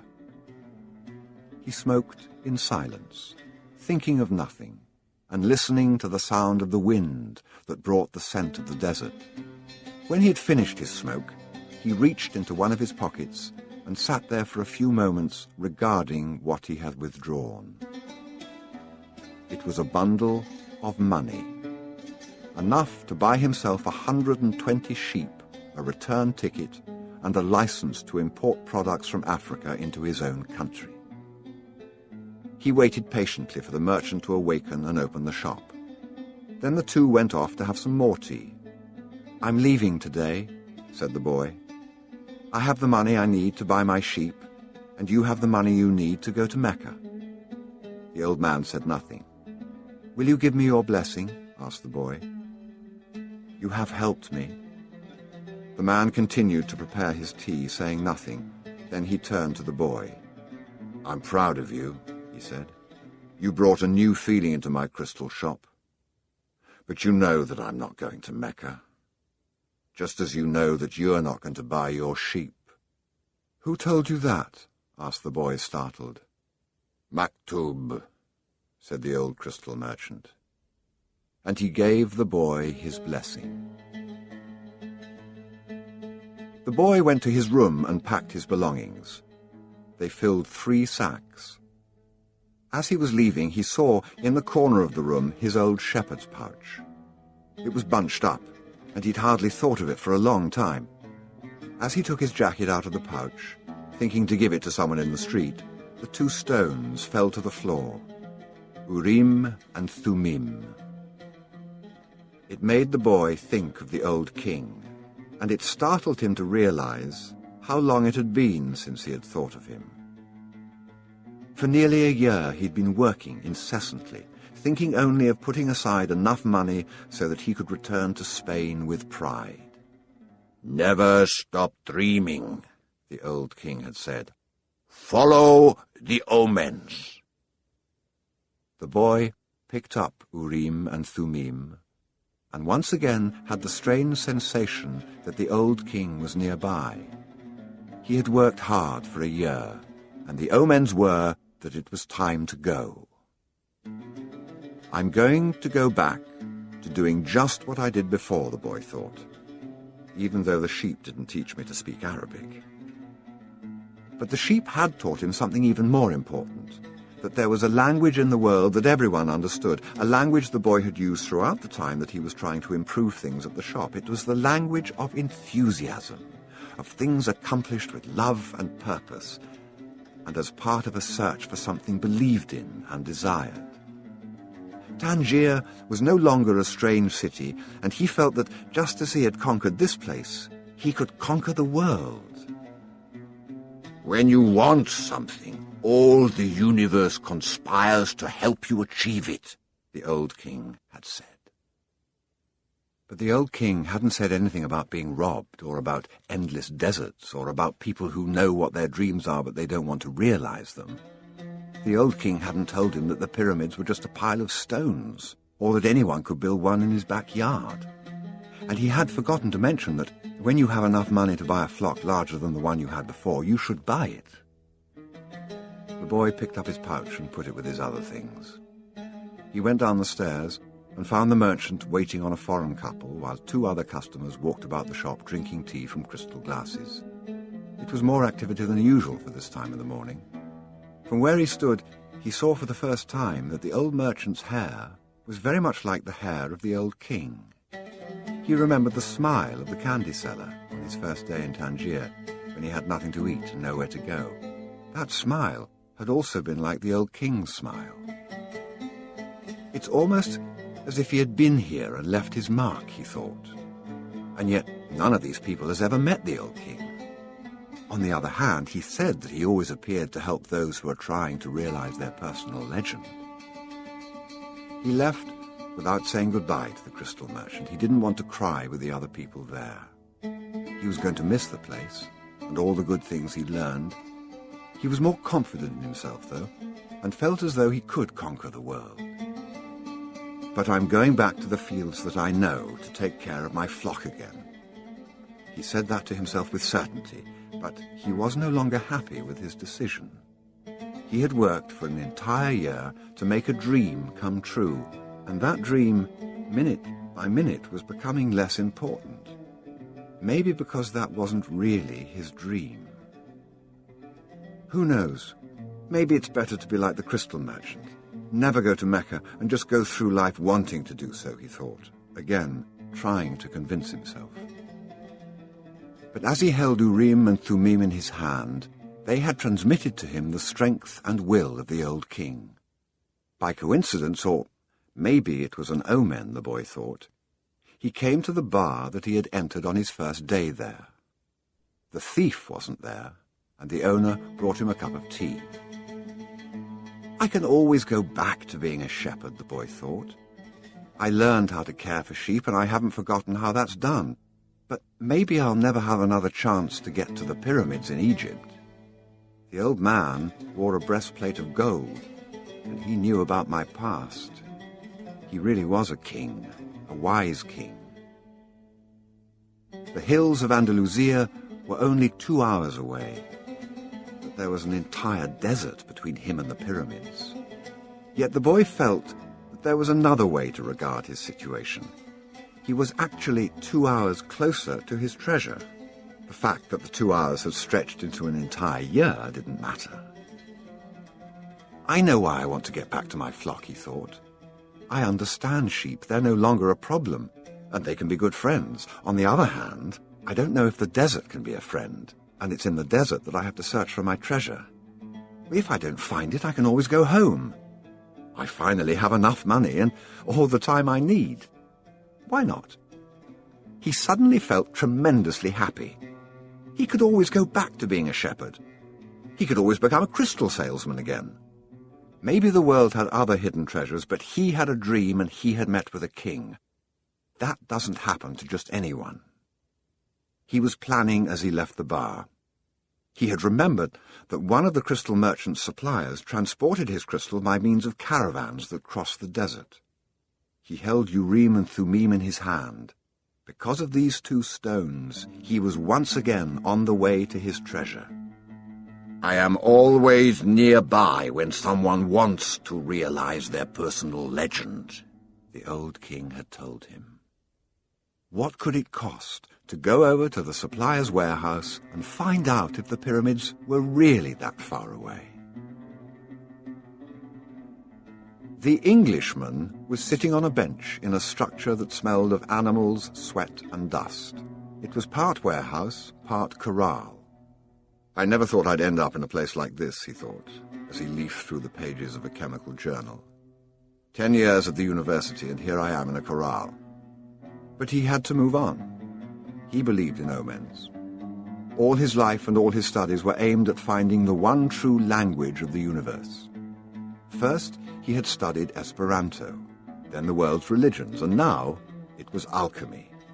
He knew how to speak Esperanto.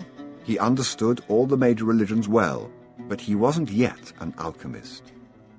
He had unraveled the truths behind important questions, but his studies had taken him to a point beyond which he couldn't seem to go. He had tried in vain to establish a relationship with an alchemist, but the alchemists were strange people who thought only about themselves and almost always refused to help him.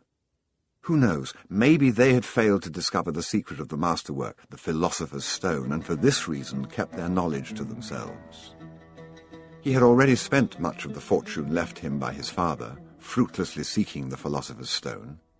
He'd spent enormous amounts of time at the great libraries of the world and had purchased all the rarest and most important volumes on alchemy.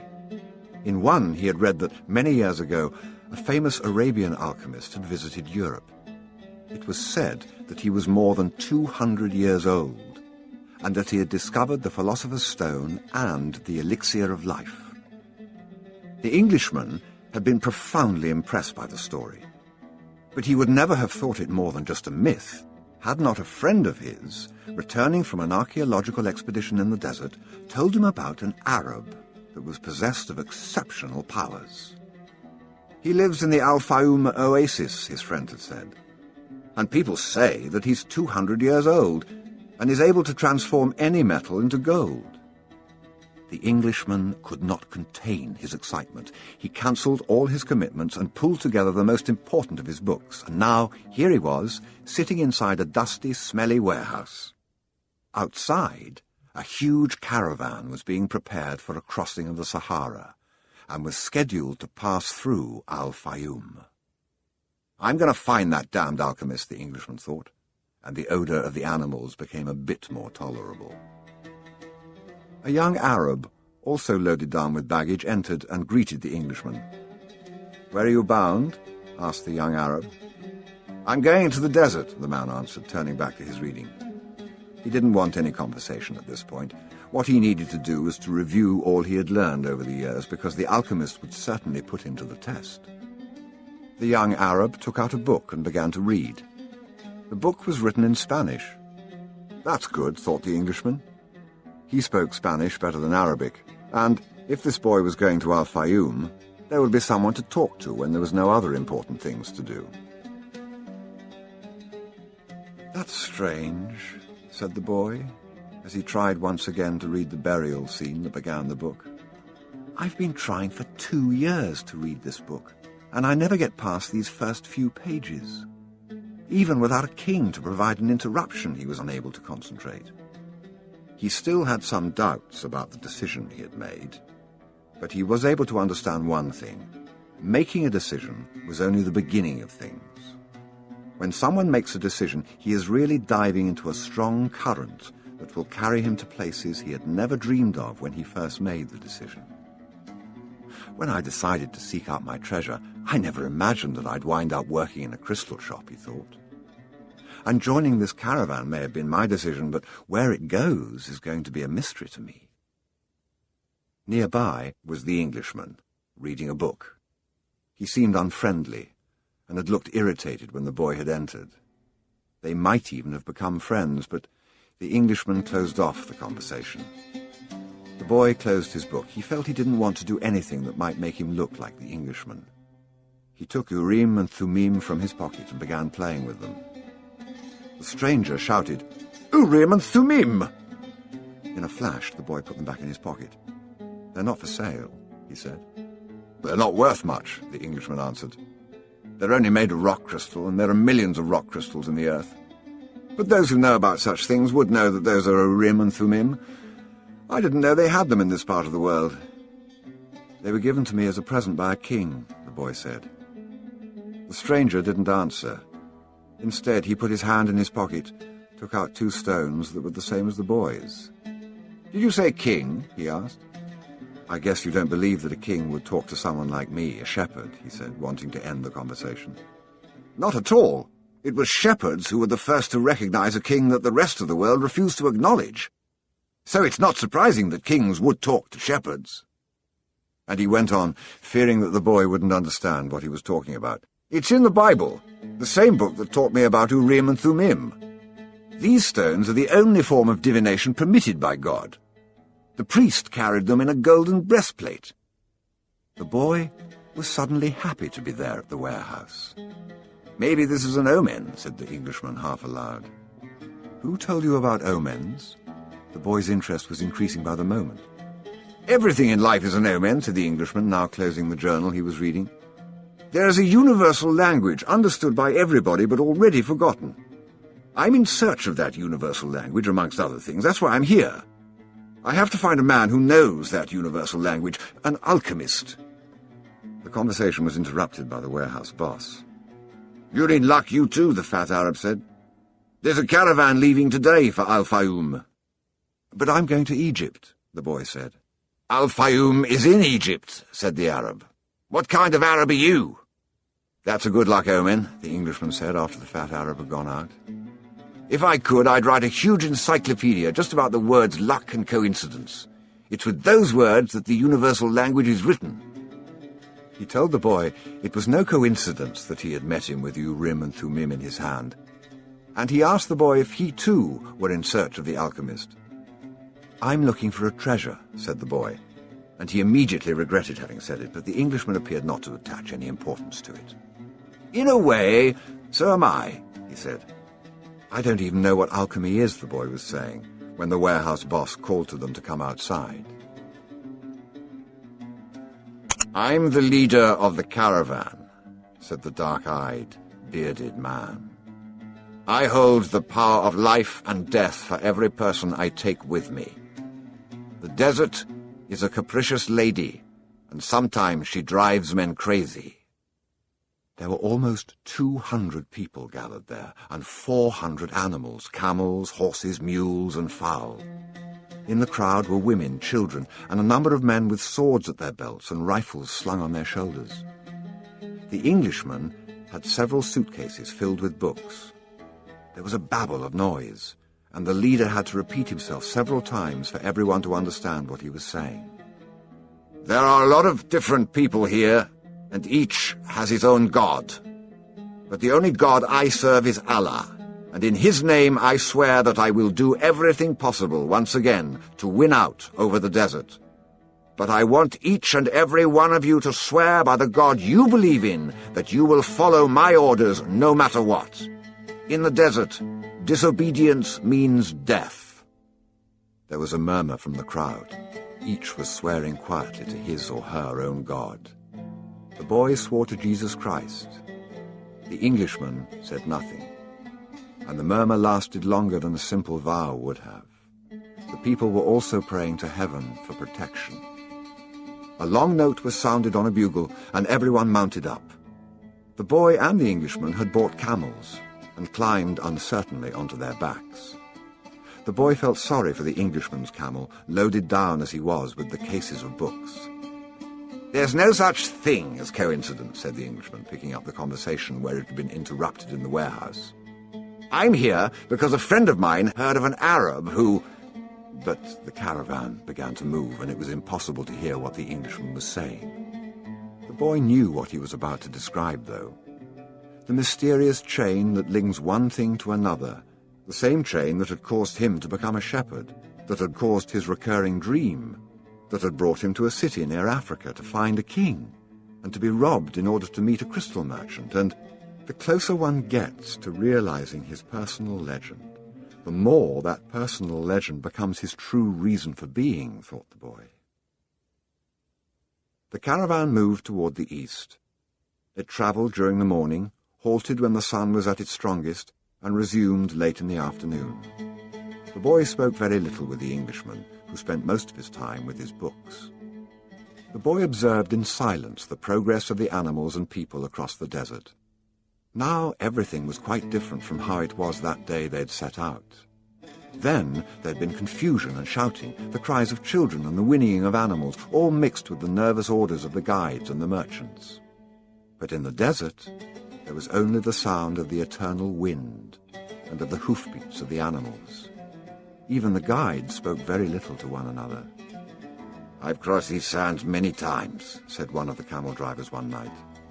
"But the desert is so huge and the horizon so distant that they make a person feel small, as if he should remain silent." The boy understood intuitively what he meant, even without ever having set foot in the desert before. Whenever he saw the sea or a fire, he fell silent, impressed by their elemental force. "I've learned things from the sheep, and I've learned things from crystal," he thought. "I can learn something from the desert, too. It seems old and wise." The wind never stopped, and the boy remembered the day he had sat at the fort in Tarifa with this same wind blowing in his face. It reminded him of the wool from his sheep who were now seeking food and water in the fields of Andalusia, as they always had. "But they're not my sheep anymore," he said to himself without nostalgia. "They must be used to their new shepherd, and have probably already forgotten me. That's good." Creatures, like the sheep that are used to travelling, know about moving on. He thought of the merchant's daughter, and was sure that she had probably married, perhaps to a baker, or to another shepherd who could read and could tell her exciting stories. After all, he probably wasn't the only one. But he was excited at his intuitive understanding of the camel driver's comment. Maybe he was also learning the universal language that deals with the past and the present of all people. Hunches, his mother used to call them. The boy was beginning to understand that intuition is really a sudden immersion of the soul into the universal current of life, where the histories of all people are connected, and we are able to know everything because it's all written there.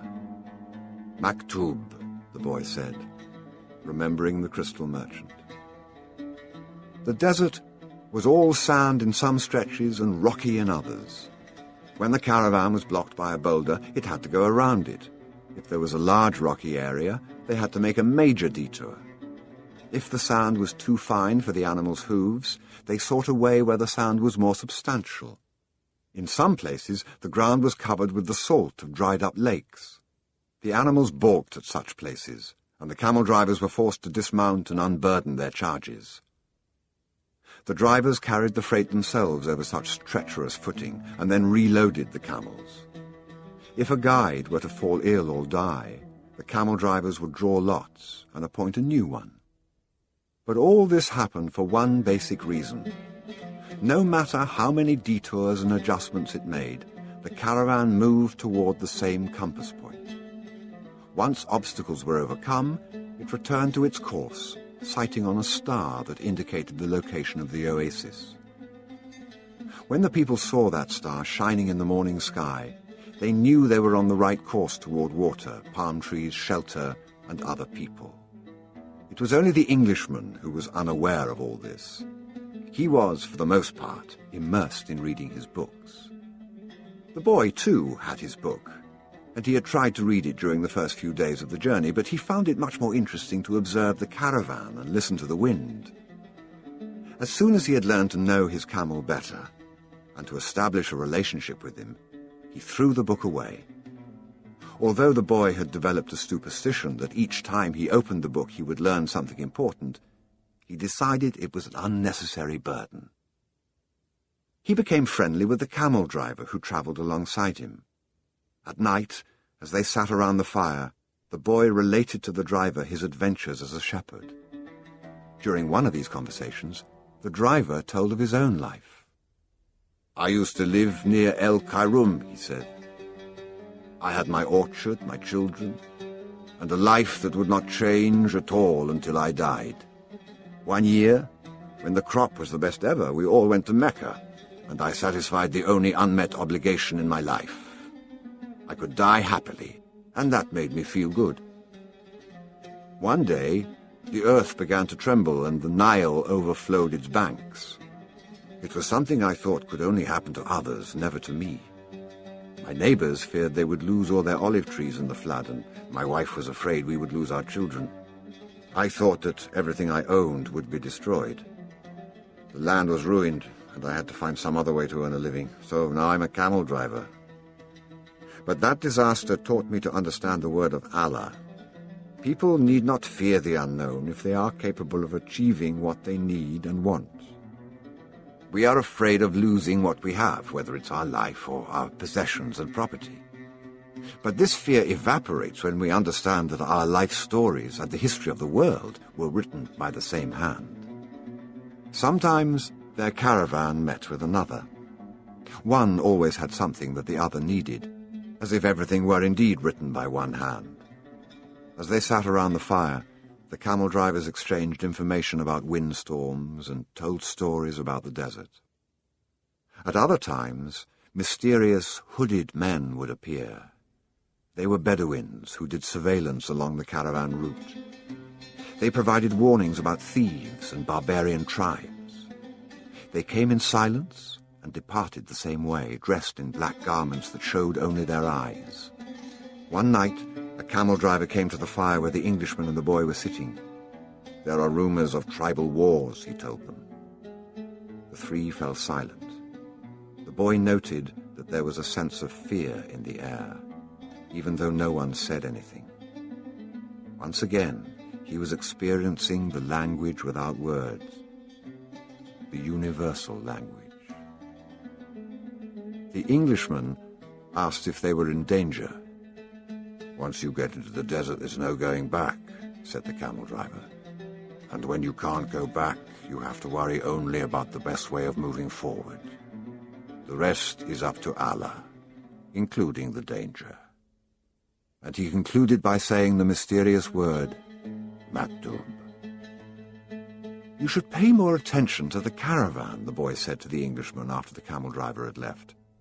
"We make a lot of detours, but we're always heading for the same destination." "And you ought to read more about the world," answered the Englishman. "Books are like caravans in that respect." The immense collection of people and animals began to travel faster. The days had always been silent, but now even the nights, when the travellers were accustomed to talking around the fires, had also become quiet. And one day, the leader of the caravan made the decision that the fires should no longer be lighted, so as not to attract attention to the caravan. The travellers adopted the practice of arranging the animals in a circle at night, sleeping together in the centre as protection against the nocturnal cold. And the leader posted armed sentinels at the fringes of the group. The Englishman was unable to sleep one night. He called to the boy, and they took a walk along the dunes surrounding the encampment. There was a full moon, and the boy told the Englishman the story of his life. The Englishman was fascinated with the part about the progress achieved at the crystal shop after the boy began working there. "That's the principle that governs all things," he said. "In alchemy, it's called the soul of the world. When you want something with all your heart, that's when you are closest to the soul of the world. It's always a positive force." He also said that this was not just a human gift, that everything on the face of the earth had a soul, whether mineral, vegetable, or animal, or even just a simple thought. "Everything on earth is being continuously transformed because the earth is alive and it has a soul. We are part of that soul, so we really recognize that it is working for us. But in the crystal shop, you probably realize that even the glasses were collaborating in your success." The boy thought about that for a while as he looked at the moon and the bleached sands. "I've watched the caravan as it crossed the desert," he said. "The caravan and the desert speak the same language, and it's for that reason that the desert allows it the crossing. It's going to test the caravan's every step to see if it's in time, and if it is, we will make it to the oasis. If either of us had joined this caravan based only on personal courage, but without understanding that language, this journey would have been much more difficult." They stood there looking at the moon. "That's the magic of omens," said the boy. "I've seen how the guides read the signs of the desert, and how the soul of the caravan speaks to the soul of the desert." The Englishman said, "I'd better pay more attention to the caravan." "And I'd better read your books," said the boy. They were strange books. They spoke about Mercury, salt, dragons, and kings, and he didn't understand any of it. But there was one idea that seemed to repeat itself throughout all the books. All things are the manifestation of one thing only. In one of the books, he learned that the most important text in the literature of alchemy contained only a few lines and had been inscribed on the surface of an emerald. "It's the emerald tablet," said the Englishman, proud that he might teach something to the boy. "Well, then why do we need all these books?" the boy asked. "So that we can understand those few lines," the Englishman answered, without appearing really to believe what he said. The book that most interested the boy told the stories of the famous alchemists. They were men who had dedicated their entire lives to the purification of metals in their laboratories. They believed that if a metal were heated for many years, it would free itself of all its individual properties, and what was left would be the soul of the world. This soul of the world allowed them to understand anything on the face of the earth, because it was the language with which all things communicated. They called that discovery the master work. It was part liquid and part solid. "Can't you just observe men and omens in order to understand the language?" the boy asked. "You have a mania for simplifying everything," answered the Englishman, irritated. "Alchemy is a serious discipline. Every step has to be followed exactly as it was followed by the masters." The boy learned that the liquid part of the masterwork was called the elixir of life, and that it cured all illnesses.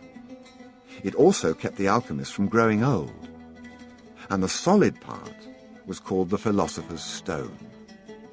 "It's not easy to find the philosopher's stone," said the Englishman. "The alchemists spent years in their laboratories observing the fire that purified the metals. They spent so much time close to the fire that gradually they gave up the vanities of the world. They discovered that the purification of the metals had led to a purification of themselves." The boy thought about the crystal merchant. He had said that it was a good thing for the boy to clean the crystal pieces so that he could free himself from negative thoughts. The boy was becoming more and more convinced that alchemy could be learned in one's daily life. "Also," said the Englishman, "the philosopher's stone has a fascinating property.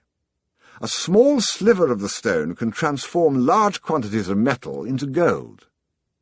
Having heard that, the boy became even more interested in alchemy. He thought that, with some patience, he'd be able to transform everything into gold. He read the lives of the various people who had succeeded in doing so: Helvetius, Elias, Fulcanelli, and Geber. They were fascinating stories. Each of them lived out his personal legend to the end. They travelled, spoke with wise men, performed miracles for the incredulous, and owned the philosopher's stone and the elixir of life. But when the boy wanted to learn how to achieve the masterwork, he became completely lost. There were just drawings, coded instructions, and obscure texts. "Why do they make things so complicated?" he asked the Englishman one night. The boy had noticed that the Englishman was irritable and missed his books. "So that those who have the responsibility for understanding can understand," he said. Imagine if everybody went around transforming lead into gold. Gold would lose its value. It's only those who are persistent and willing to study things deeply who achieve the masterwork. That's why I'm here in the middle of the desert. I'm seeking a true alchemist who will help me to decipher the codes. When were these books written? The boy asked. Many centuries ago. They didn't have the printing press in those days, the boy argued. There was no way for everyone to know about alchemy. Why did they use such strange language with so many drawings? The Englishman didn't answer him directly. He said that for the past few days he'd been paying attention to how the caravan operated, and that he hadn't learned anything new. The only thing he'd noticed was that the talk of war was becoming more and more frequent. Then, one day, the boy returned the books to the Englishman. "Did you learn anything?" the Englishman asked, eager to hear what it might be. He needed someone to talk to, so as to avoid thinking about the possibility of war. "I learned that the world has a soul, and that whoever understands that soul can also understand the language of things. I learned that many alchemists realized their personal legends and wound up discovering the soul of the world, the philosopher's stone, and the elixir of life. But above all, I learned that these things are all so simple that they could be written on the surface of an emerald." The Englishman was disappointed. The years of research, the magic symbols, the strange words, and the laboratory equipment, none of this had made any impression on the boy. His soul must be too primitive to understand those things, he thought. He took back his books and packed them away again in their bags. "Go back to watching the caravan," he said. "That didn't teach me anything either." The boy went back to contemplating the silence of the desert and the sand raised by the animals. Everyone has his or her own way of learning things, he said to himself. His way isn't the same as mine, nor mine as his. But we're both in search of our personal legends, and I respect him for that. The caravan began to travel day and night. The hooded Bedouins reappeared more and more frequently, and the camel driver, who had become a good friend of the boys, explained that the war between the tribes had already begun. The caravan would be very lucky to reach the oasis. The animals were exhausted, and the men talked among themselves less and less. The silence was the worst aspect of the night, when the mere groan of a camel, which before had been nothing but the groan of a camel, now frightened everyone because it might signal a raid. The camel driver, though, seemed not to be very concerned with the threat of war. "I'm alive," he said to the boy as they ate a bunch of dates one night, with no fires and no moon. "When I'm eating, that's all I think about. If I'm on the march, I just concentrate on marching. If I have to fight, it'll be just as good a day to die as any other. Because I don't live in either my past or my future, I'm interested only in the present. If you can concentrate always on the present, you'll be a happy man. You'll see that there is a life in the desert, that there are stars in the heavens, and that tribesmen fight because they are part of the human race.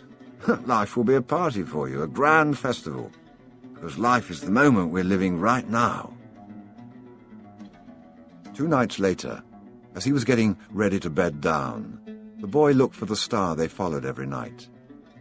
He thought that the horizon was a bit lower than it had been, because he seemed to see stars on the desert itself. "It's the oasis," said the camel driver.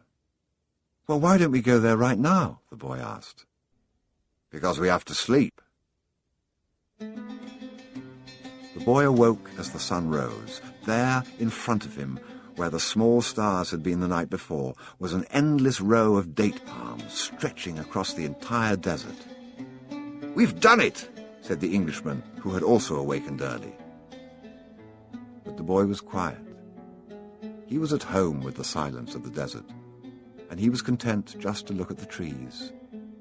He still had a long way to go to reach the pyramids, and someday this morning would be just a memory. But this was the present moment, the party the camel driver had mentioned, and he wanted to live it as he did the lessons of his past and his dreams of the future. Although the vision of the date palms would someday be just a memory, right now it signified shade, water, and a refuge from the war. Yesterday the camel's drone signaled danger, and now a row of date palms could herald a miracle. The world speaks many languages, the boy thought. The times rush past, and so do the caravans, thought the alchemist, as he watched the hundreds of people and animals arriving at the oasis. People were shouting at the new arrivals, dust obscured the desert sun, and the children of the oasis were bursting with excitement at the arrival of the strangers. The alchemist saw the tribal chiefs greet the leader of the caravan and converse with him at length. But none of that mattered to the alchemist. He'd already seen many people come and go, and the desert remained as it was. He'd seen kings and beggars walking the desert sands. The dunes were changed constantly by the wind, yet these were the same sands he had known since he was a child. He always enjoyed seeing the happiness that the travellers experienced when, after weeks of yellow sand and blue sky, they first saw the green of the date palms. Maybe God created the desert so that man could appreciate the date trees, he thought. He decided to concentrate on more practical matters. He knew that in the caravan there was a man to whom he was to teach some of his secrets. The omens had told him so. He didn't know the man yet, but his practiced eye would recognize him when he appeared. He hoped that it would be someone as capable as his previous apprentice. I don't know why these things have to be transmitted by word of mouth, he thought.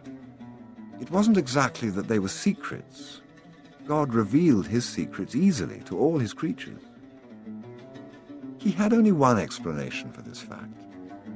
Things have to be transmitted this way because they were made up from the pure life, and this kind of life cannot be captured in pictures or words. Because people become fascinated with pictures and words and wind up forgetting the language of the world.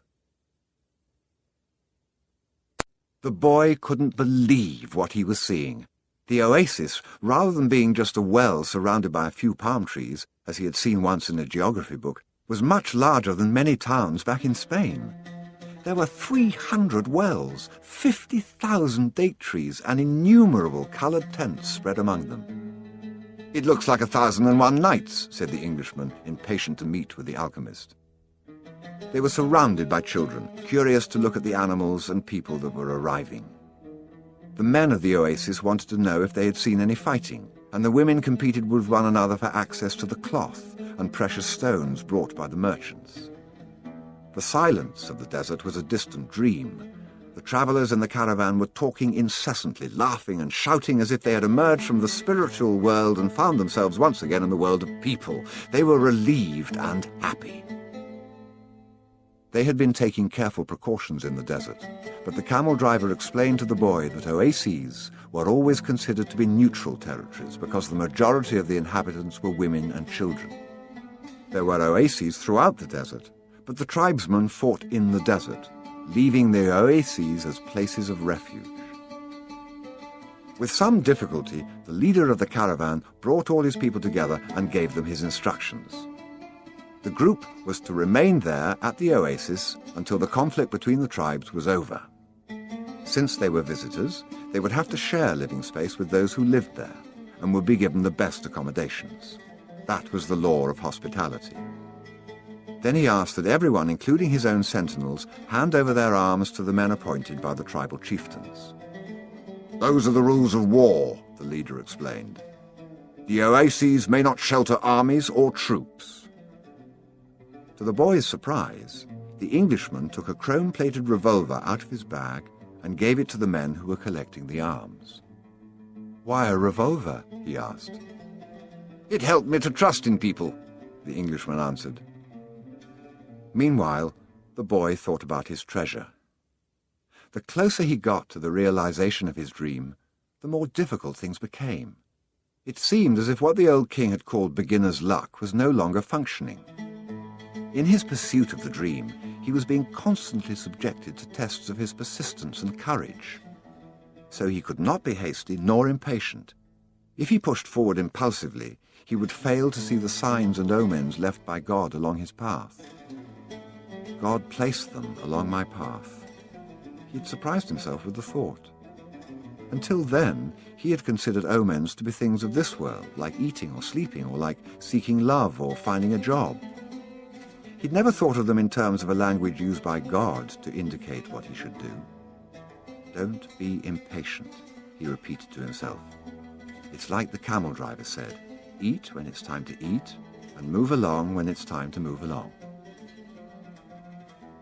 That first day, everyone slept from exhaustion, including the Englishman. The boy was assigned a place far from his friend in a tent with 5 other young men of about his age. They were people of the desert and clamored to hear his stories about the great cities. The boy told them about his life as a shepherd and was about to tell them of his experiences at the crystal shop when the Englishman came into the tent. "I've been looking for you all morning," he said, as he led the boy outside. "I need you to help me to find out where the alchemist lives." First, they tried to find him on their own. An alchemist would probably live in a manner that was different from that of the rest of the people of the oasis, and it was likely that in his tent an oven was continuously burning. They searched everywhere, and found that the oasis was much larger than they could have imagined. There were hundreds of tents. "We've wasted almost the entire day," said the Englishman, sitting down with the boy near one of the wells. "Maybe we'd better ask someone," the boy suggested. The Englishman didn't want to tell others about his reasons for being at the oasis, and couldn't make up his mind. But finally he agreed that the boy who spoke better Arabic than he should do so. The boy approached a woman who had come to the well to fill a goatskin with water. "Good afternoon, ma'am. I'm trying to find out where the alchemist lives here at the oasis." The woman said she'd never heard of such a person and hurried away.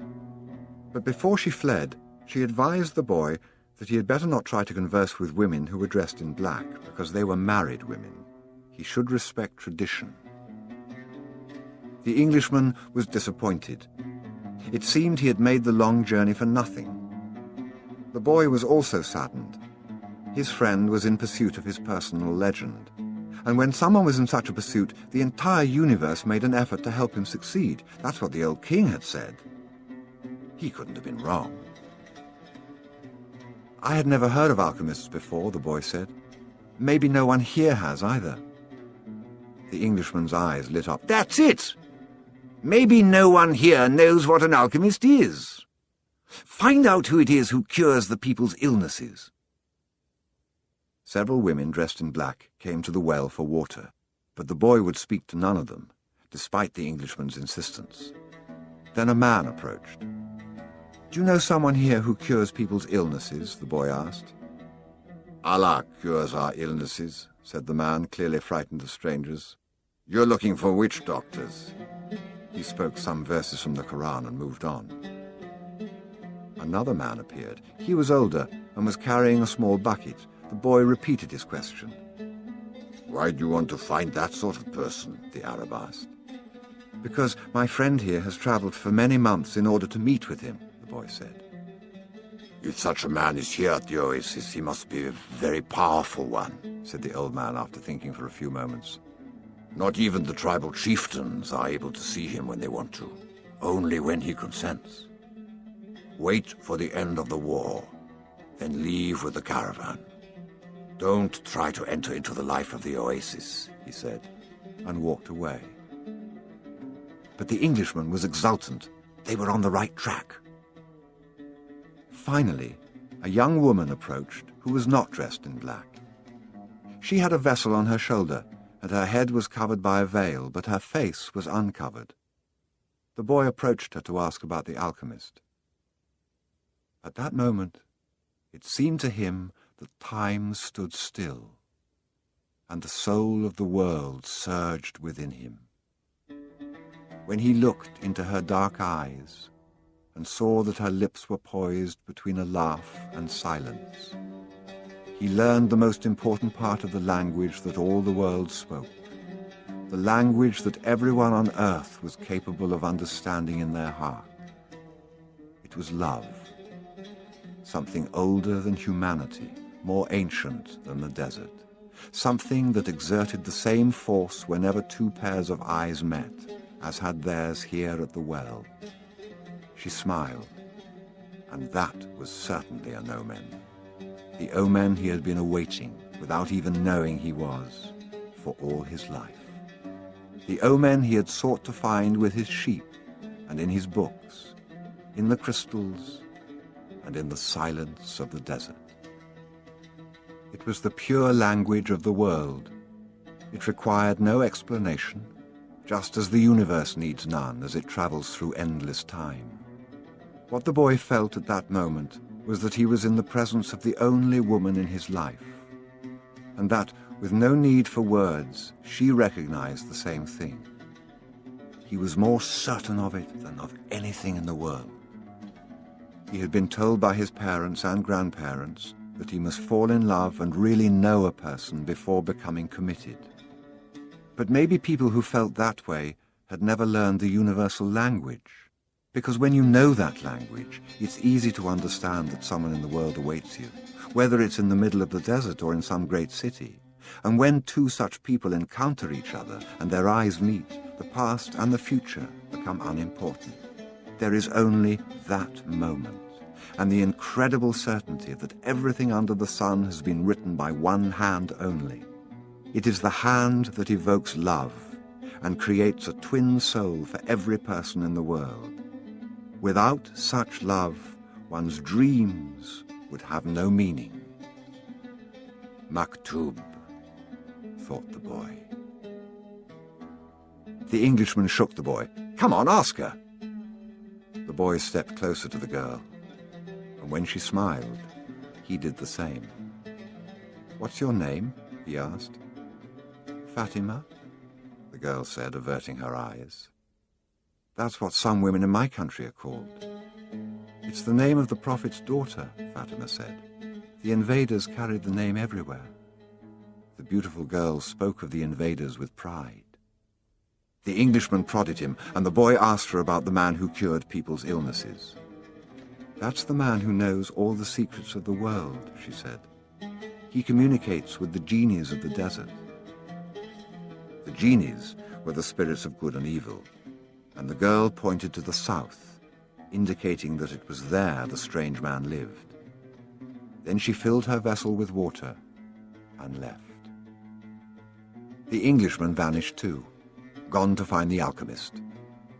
And the boy sat there by the well for a long time, remembering that one day in Tarifa the Levanter had brought to him the perfume of that woman, and realizing that he had loved her before he even knew she existed.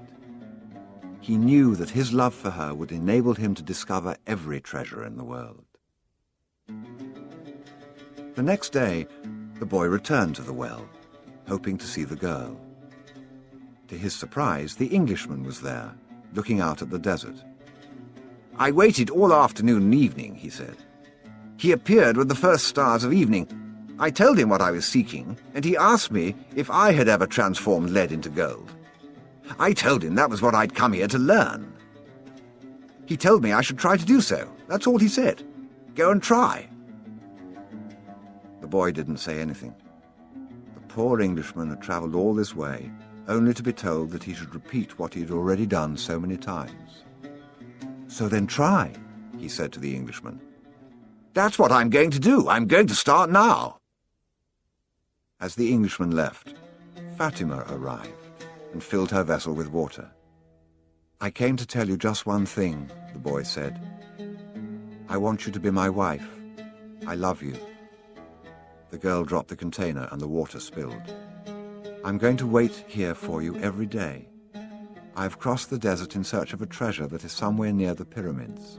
And for me, the war seemed a curse. But now it's a blessing, because it brought me to you. The war is going to end someday, the girl said. The boy looked around him at the date palms. He reminded himself that he had been a shepherd, and that he could be a shepherd again. Fatima was more important than his treasure. The tribesmen are always in search of treasure, the girl said, as if she had guessed what he was thinking. And the women of the desert are proud of their tribesmen. She refilled her vessel and left. The The boy went to the well every day to meet with Fatima. He told her about his life as a shepherd, about the king, and about the crystal shop. They became friends, and except for the 15 minutes he spent with her, each day seemed that it would never pass.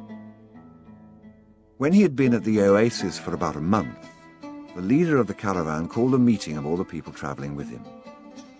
"We don't know when the war will end, so we can't continue our journey," he said.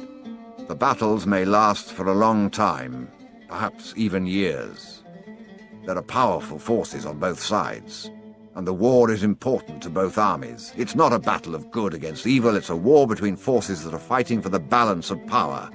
And when that type of battle begins, it lasts longer than others, because Allah is on both sides." The people went back to where they were living, and the boy went to meet with Fatima that afternoon. He told her about the morning's meeting.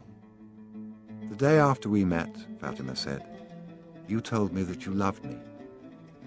Then you taught me something of the universal language and the soul of the world. Because of that, I have become a part of you." The boy listened to the sound of her voice and thought it to be more beautiful than the sound of the wind in the date palms. "I have been waiting for you here at this oasis for a long time. I have forgotten about my past, about my traditions, and the way in which men of the desert expect women to behave. Ever since I was a child, I have dreamed that the desert would bring me a wonderful present. Now my present has arrived, and it's you." The boy wanted to take her hand, but Fatima's hands held to the handles of her jug. "You have told me about your dreams, about the old king and your treasure, and you've told me about omens. So now I fear nothing, because it was those omens that brought you to me.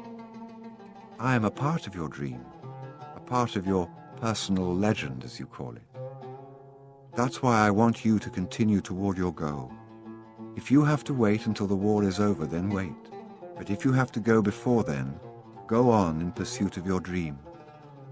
The dunes are changed by the wind, but the desert never changes. That's the way it will be with our love for each other. Maktub," she said, "if I am really a part of your dream, you'll come back one day." The boy was sad as he left her that day. He thought of all the married shepherds he had known. They had a difficult time convincing their wives that they had to go off into distant fields.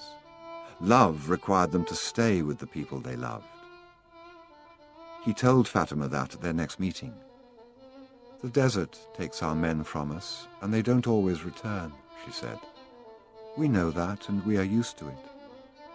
Those who don't return become a part of the clouds, a part of the animals that hide in the ravines, and of the water that comes from the earth. They become a part of everything.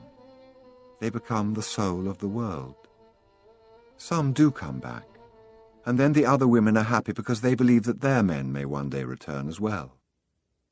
I used to look at those women and envy them their happiness. Now I too will be one of the women who wait. I'm a desert woman, and I'm proud of that. I want my husband to wander as free as the wind that shapes the dunes. And if I have to, I will accept the fact that he's become a part of the clouds and the animals and the water of the desert." The boy went to look for the Englishman. He wanted to tell him about Fatima. He was surprised when he saw that the Englishman had built himself a furnace outside his tent. It was a strange furnace fueled by firewood with a transparent flask heating on the top. As the Englishman stared out at the desert, his eyes seemed brighter than they had when he was reading his books. "This is the first phase of the job," he said.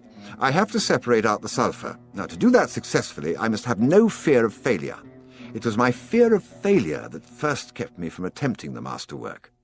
Now I'm beginning what I could have started 10 years ago, but I'm happy at least that I didn't wait 20 years.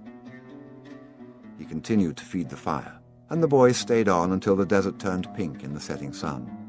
He felt the urge to go out into the desert, to see if its silence held the answers to his questions. He wandered for a while, keeping the date palms of the oasis within sight. He listened to the wind and felt the stones beneath his feet. Here and there he found a shell and realized that the desert in remote times had been a sea. He sat on a stone and allowed himself to become hypnotized by the horizon. He tried to deal with the concept of love as distinct from possession and couldn't separate them. But Fatima was a woman of the desert, and if anything could help him to understand, it was the desert. As he sat there thinking, he sensed movement above him. Looking up, he saw a pair of hawks flying high in the sky. He watched the hawks as they drifted on the wind. Although their flight appeared to have no pattern, it made a certain kind of sense to the boy. It was just that he couldn't grasp what it meant. He followed the movement of the birds, trying to read something into it. Maybe these desert birds could explain to him the meaning of love without ownership. He felt sleepy. In his heart, he wanted to remain awake, but he also wanted to sleep. I'm learning the language of the world, and everything in the world is beginning to make sense to me, even the flight of the hawks, he said to himself. And in that mood, he was grateful to be in love. When you're in love, things make even more sense, he thought. Suddenly, one of the hawks made a flashing dive through the sky, attacking the other. As it did so, a sudden, fleeting image came to the boy, an army, with its swords at the ready, riding into the oasis. The vision vanished immediately, but it had shaken him. He had heard people speak of mirages, and he had already seen some himself. They were desires that, because of their intensity, materialized over the sounds of the desert. But he certainly didn't desire that an army invade the oasis. He wanted to forget about the vision and return to his meditation. He tried again to concentrate on the pink shades of the desert and its stones, but there was something there in his heart that wouldn't allow him to do so. Always heed the omens, the old king had said. The boy recalled what he had seen in the vision and sensed that it was actually going to occur. He rose and made his way back toward the palm trees. Once again, he perceived the many languages in the things about him. This time, the desert was safe, and it was the oasis that had become dangerous. The camel driver was seated at the base of a palm tree, observing the sunset. He saw the boy appear from the other side of the dunes. "An army is coming," the boy said. "I had a vision." The desert fills men's hearts with visions, the camel driver answered. But the boy told him about the hawks, that he had been watching their flight and had suddenly felt himself to have plunged to the soul of the world. The camel driver understood what the boy was saying.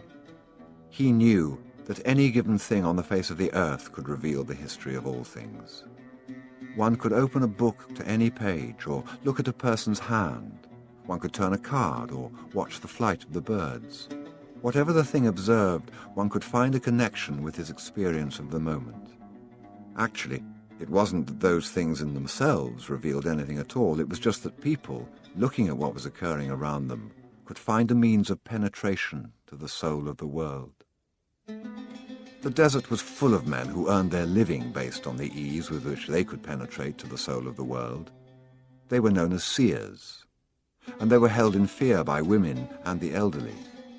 Tribesmen were also wary of consulting them because it would be impossible to be effective in battle if one knew that he was fated to die. The tribesmen preferred the taste of battle and the thrill of not knowing what the outcome would be. The future was already written by Allah, and what he had written was always for the good of man. So the tribesmen lived only for the present because the present was full of surprises, and they had to be aware of many things. Where was the enemy's sword? Where was his horse? What kind of blow should one deliver next in order to remain alive? The camel driver was not a fighter, and he had consulted with seers. Many of them had been right about what they said, while some had been wrong. Then one day, the oldest seer he had ever sought out, and the one most to be feared, had asked why the camel driver was so interested in the future. "Well, so I can do things," he had responded, "and so I can change those things that I don't want to happen." "But then they wouldn't be part of your future," the seer had said. Well, maybe I just want to know the future so I can prepare myself for what's coming. If good things are coming, they will be a pleasant surprise, said the seer. If bad things are, and you know in advance, you will suffer greatly before they even occur. I want to know about the future because I'm a man, the camel driver has said to the seer. And men always live their lives based on the future. The seer was a specialist in the casting of twigs. He threw them on the ground and made interpretations based on how they fell. That day, he didn't make a cast. He wrapped the twigs in a piece of cloth and put them back in his bag. I make my living forecasting the future for people, he said. I know the science of the twigs, and I know how to use them to penetrate to the place where all is written. There, I can read the past, discover what has already been forgotten, and understand the omens that are here in the present. When people consult me, it's not that I'm reading the future, I am guessing at the future. The future belongs to God, and it is only He who reveals it under extraordinary circumstances. How do I guess at the future? Based on the omens of the present. The secret is here in the present. If you pay attention to the present, you can improve upon it. And if you improve on the present, what comes later will also be better. Forget about the future, and live each day according to the teachings, confident that God loves His children. Each day, in itself, brings with it an eternity.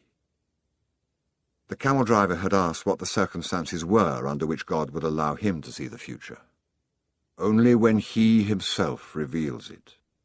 And God only rarely reveals the future. When He does so, it is for only one reason.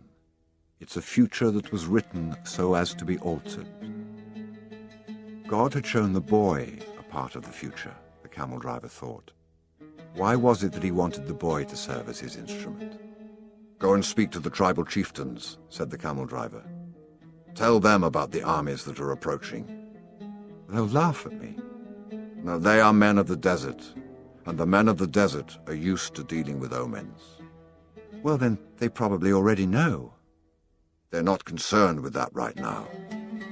They believe that if they have to know about something Allah wants them to know, someone will tell them about it.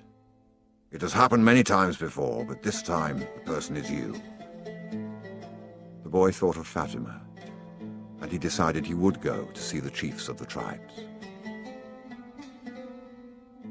The boy approached the guard at the front of the huge white tent at the center of the oasis. I want to see the chieftains. I've brought omens from the desert. Without responding, the guard entered the tent where he remained for some time.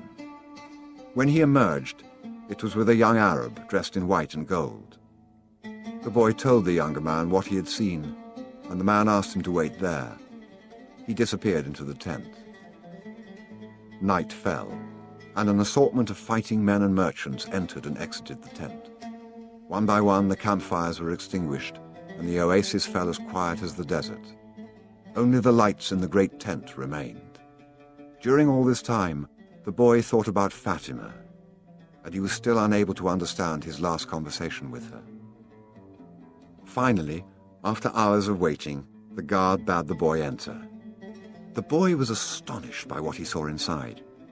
Never could he have imagined that here, in the middle of the desert, there existed a tent like this one.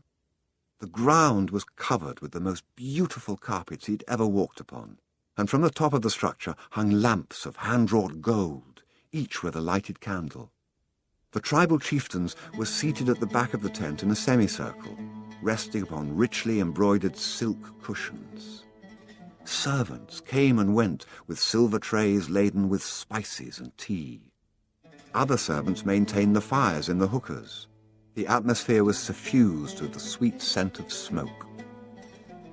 There were 8 chieftains, but the boy could see immediately which one of them was the most important. An Arab dressed in white and gold, seated at the center of the semicircle. At his side was the young Arab the boy had spoken with earlier. "Who is this stranger who speaks of omens?" asked one of the chieftains, eyeing the boy. "It is I," the boy answered, and he told what he had seen. Why would the desert reveal such things to a stranger when it knows that we have been here for generations?" said another of the chieftains. "Because my eyes are not yet accustomed to the desert," the boy said. "I can see things that eyes habituated to the desert might not see. And also because I know about the soul of the world," he thought to himself. "The oasis is neutral ground. No one attacks an oasis," said the third chieftain. "I can only tell you what I saw. If you don't want to believe me, you don't have to do anything about it." The men fell into animated discussion. They spoke in an Arab dialect the boy didn't understand, but when he made to leave, the guard told him to stay. The boy became fearful. The omens told him that something was wrong. He regretted having spoken to the camel driver about what he had seen in the desert. Suddenly, the elder at the center smiled almost imperceptibly, and the boy felt better. The man hadn't participated in the discussion, and in fact hadn't said a word up to that point. But the boy was already used to the language of the world, and he could feel the vibrations of peace throughout the tent. Now his intuition was that he had been right in coming. The discussion ended. The chieftains were silent for a few moments as they listened to what the old man was saying. Then he turned to the boy. This time his expression was cold and distant. 2,000 years ago, in a distant land, a man who believed in dreams was thrown into a dungeon and then sold as a slave, the old man said, now in the dialect the boy understood. Our merchants bought that man and brought him to Egypt. All of us know that whoever believes in dreams also knows how to interpret them. The elder continued. When the Pharaoh dreamed of cows that were thin and cows that were fat, this man I'm speaking of rescued Egypt from famine. His name was Joseph. He too was a stranger in a strange land like you, and he was probably about your age. He paused, and his eyes were still unfriendly. We always observe the tradition. The tradition saved Egypt from famine in those days and made the Egyptians the wealthiest of peoples. The tradition teaches men how to cross the desert and how their children should marry. The tradition says that an oasis is neutral territory because both sides have oases, and so both are vulnerable. No one said a word as the old man continued. But the tradition also says that we should believe the messages of the desert. Everything we know was taught to us by the desert. The old man gave a signal, and everyone stood. The meeting was over. The hookahs were extinguished and the guards stood at attention. The boy made ready to leave, but the old man spoke again. Tomorrow we are going to break the agreement that says no one at the oasis may carry arms. Throughout the entire day, we will be on the lookout for our enemies. When the sun sets, the men will once again surrender their arms to me. For every 10 dead men among our enemies, you will receive a piece of gold. But arms cannot be drawn unless they also go into battle. Arms are as capricious as the desert, and if they are not used, the next time they might not function. If at least one of them hasn't been used by the end of the day tomorrow, one will be used on you. When the boy left the tent, the oasis was illuminated only by the light of the full moon. He was 20 minutes from his tent and began to make his way there. He was alarmed by what had happened. He had succeeded in reaching through to the soul of the world, and now the price for having done so might be his life. It was a frightening bet, but he had been making risky bets ever since the day he had sold his sheep to pursue his personal legend. As the camel driver had said, to die tomorrow was no worse than dying on any other day. Every day was there to be lived or to mark one's departure from this world. Everything depended on one word: Maktub. Walking along in the silence, he had no regrets. If he died tomorrow, it would be because God was not willing to change the future. He would at least have died after having crossed the strait, after having worked in a crystal shop, and after having known the silence of the desert and Fatima's eyes. He had lived every one of his days intensely since he had left home so long ago. If he died tomorrow, he would already have seen more than other shepherds, and he was proud of that. Suddenly, he heard a thundering sound, and he was thrown to the ground by a wind such as he had never known. The area was swirling in dust so intense that it hid the moon from view. Before him was an enormous white horse, rearing over him with a frightening scream. When the blinding dust had settled a bit, the boy trembled at what he saw. Astride the animal was a horseman dressed completely in black, with a falcon perched on his left shoulder. He wore a turban, and his entire face, except for his eyes, were covered with a black kerchief. He appeared to be a messenger from the desert, but his presence was much more powerful than that of a mere messenger. The strange horseman drew an enormous curved sword from a scabbard mounted on his saddle. The steel of its blade glittered in the light of the moon. "Who dares to read the meaning of the flight of the hawks?" he demanded, so loudly that his words seemed to echo through the 50,000 palm trees of Alfayum. "It is I who dared to do so," said the boy. He was reminded of the image of Santiago Matamoros, mounted on his white horse with the infidels beneath his hooves. This man looked exactly the same, except that now the roles were reversed. "It is I who dared to do so," he repeated, and he lowered his head to receive a blow from the sword. "Many lives will be saved because I was able to see through to the soul of the world." The sword didn't fall. Instead, the stranger lowered it slowly until the point touched the boy's forehead. It drew a droplet of blood. The horseman was completely immobile, as was the boy. It didn't even occur to the boy to flee. In his heart, he felt a strange sense of joy. He was about to die in pursuit of his personal legend. And for Fatima. The omens had been true after all. Here he was, face to face with his enemy.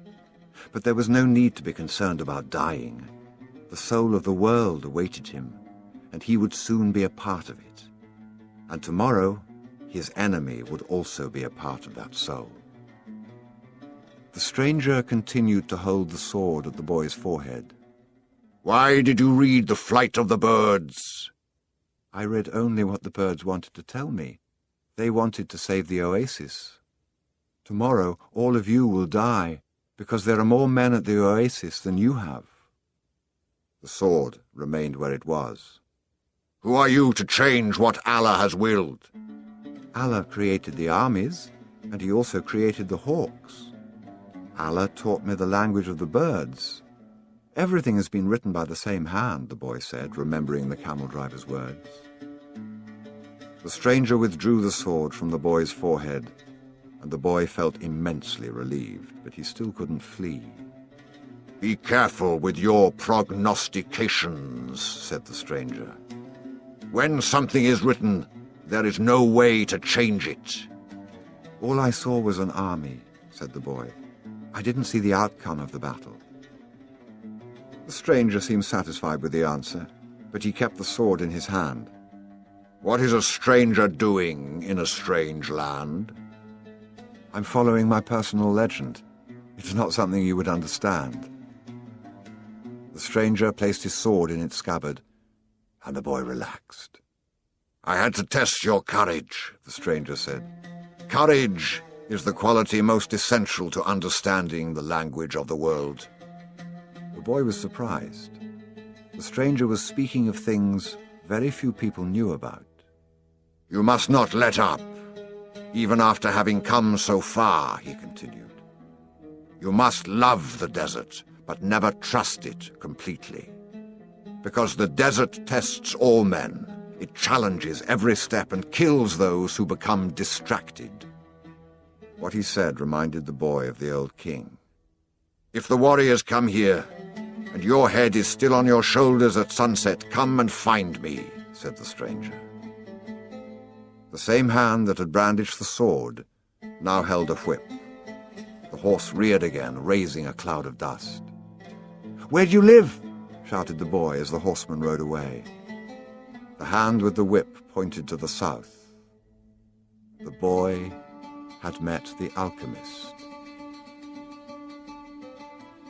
Next morning, there were 2,000 armed men scattered throughout the palm trees at Al-Fayoum. Before the sun had reached its high point, 500 tribesmen appeared on the horizon. The mounted troops entered the oasis from the north. It appeared to be a peaceful expedition, but they all carried arms, hidden in their robes. When they reached the white tent at the center of Al-Fayoum, they withdrew their scimitars and rifles, and they attacked an empty tent. The men of the oasis surrounded the horsemen from the desert, and within half an hour all but one of the intruders were dead.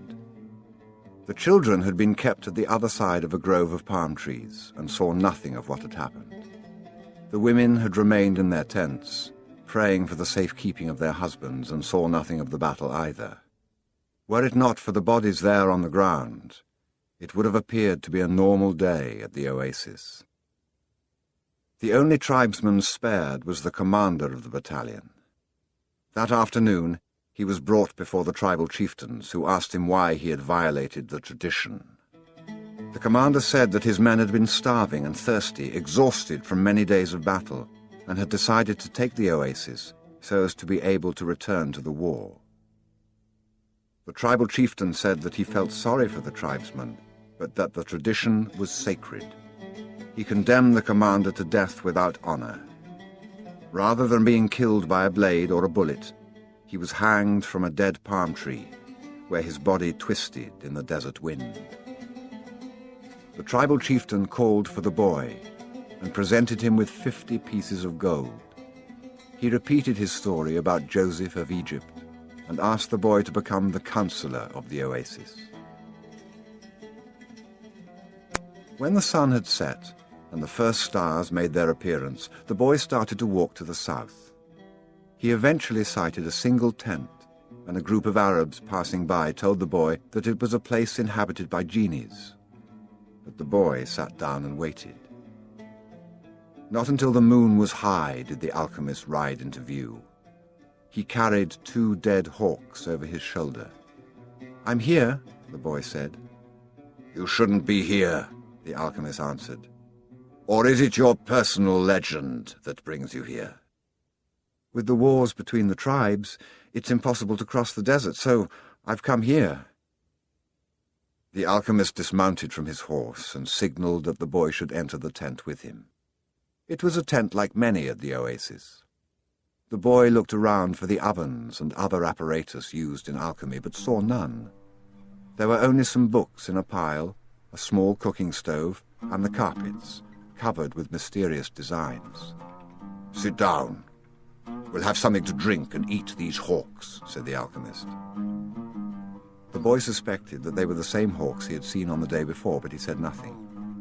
The alchemist lighted the fire, and soon a delicious aroma filled the tent.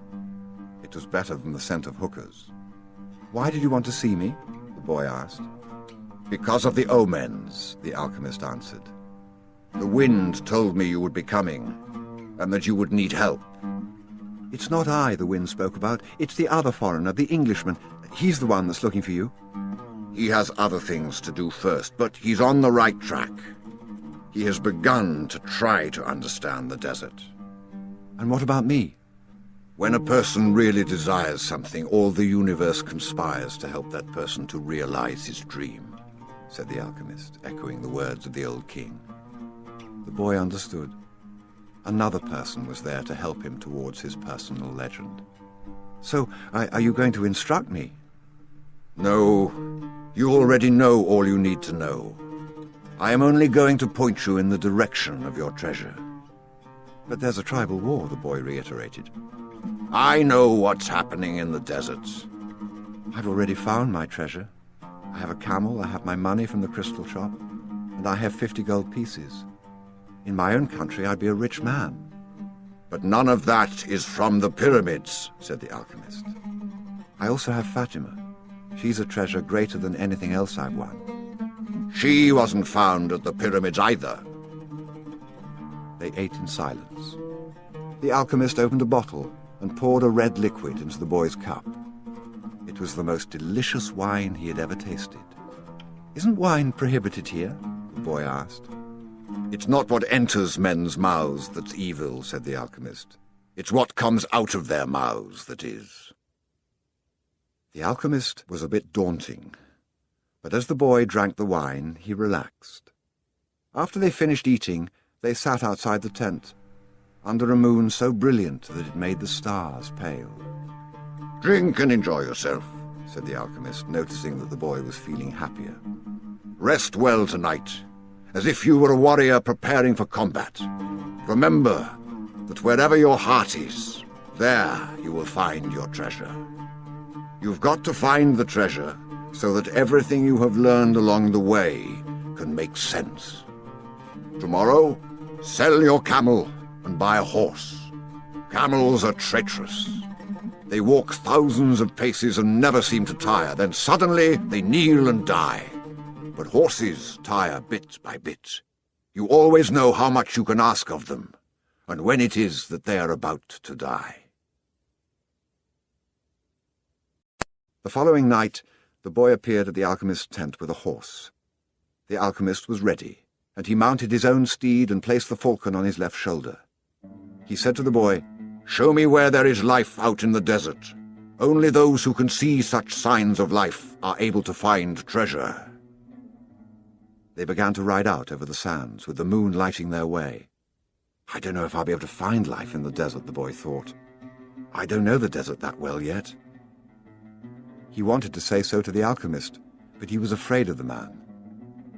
They reached the rocky place where the boy had seen the hawks in the sky, but now there was only silence and the wind.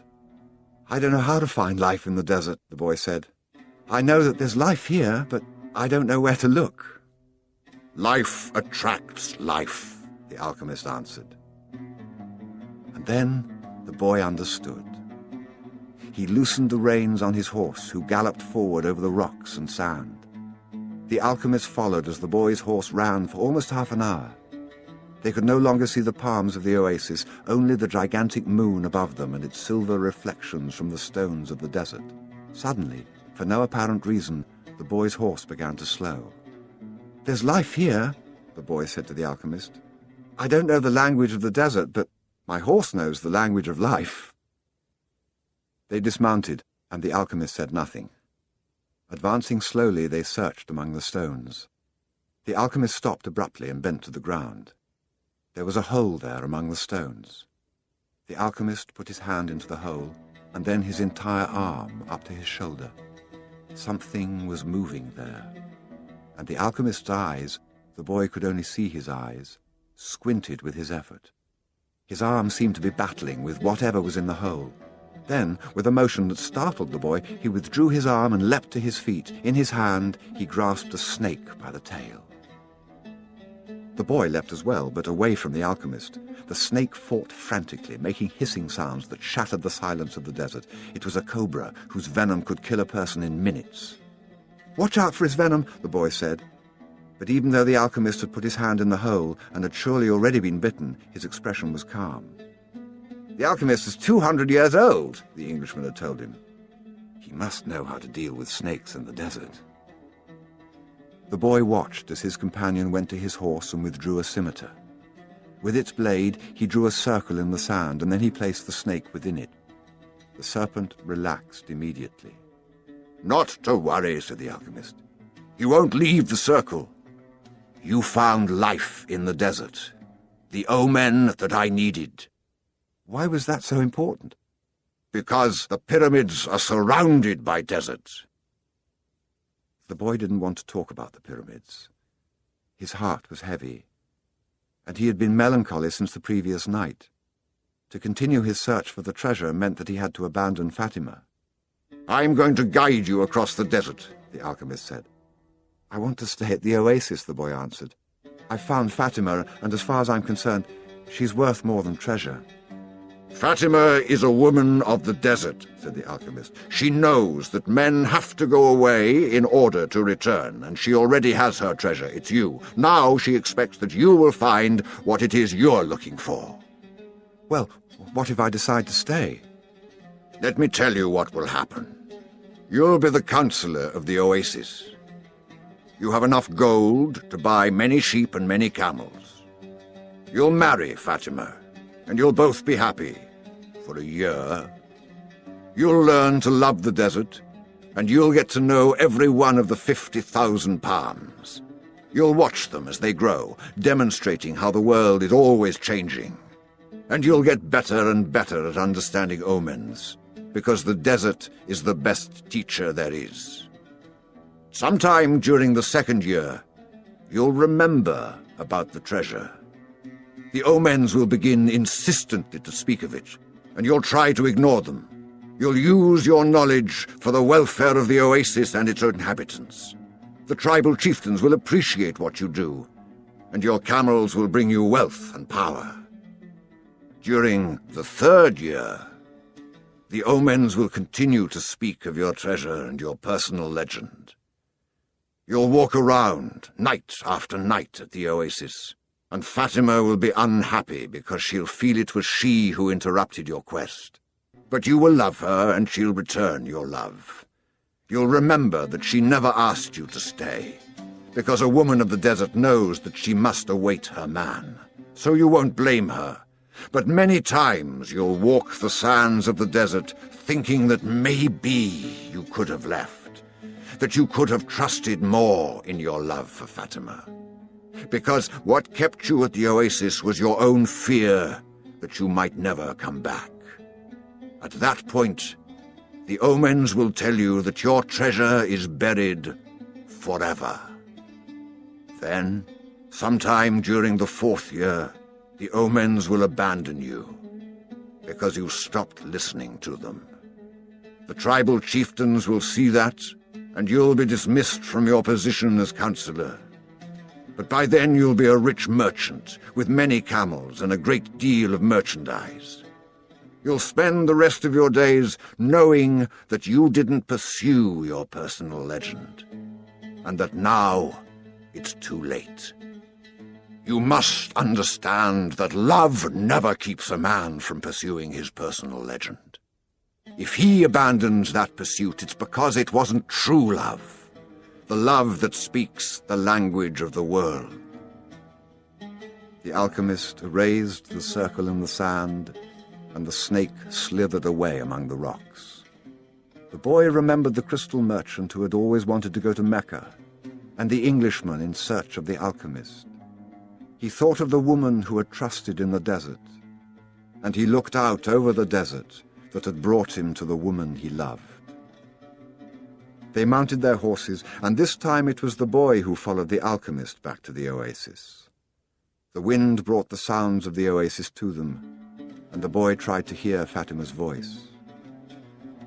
But that night, as he had watched the cobra within the circle, the strange horseman with the falcon on his shoulder had spoken of love and treasure, of the women of the desert, and of his personal legend. "I'm going with you," the boy said, and he immediately felt peace in his heart. "We'll leave tomorrow before sunrise," was the alchemist's only response. The boy spent a sleepless night. 2 hours before dawn, he awoke one of the boys who slept in his tent and asked him to show him where Fatima lived. They went to her tent, and the boy gave his friend enough gold to buy a sheep.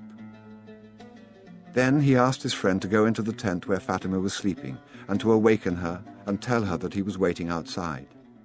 The young Arab did as he was asked, and was given enough gold to buy yet another sheep.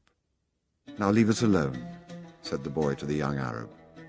The Arab returned to his tent to sleep, proud to have helped the counselor of the oasis, and happy at having enough money to buy himself some sheep. Fatima appeared at the entrance to the tent.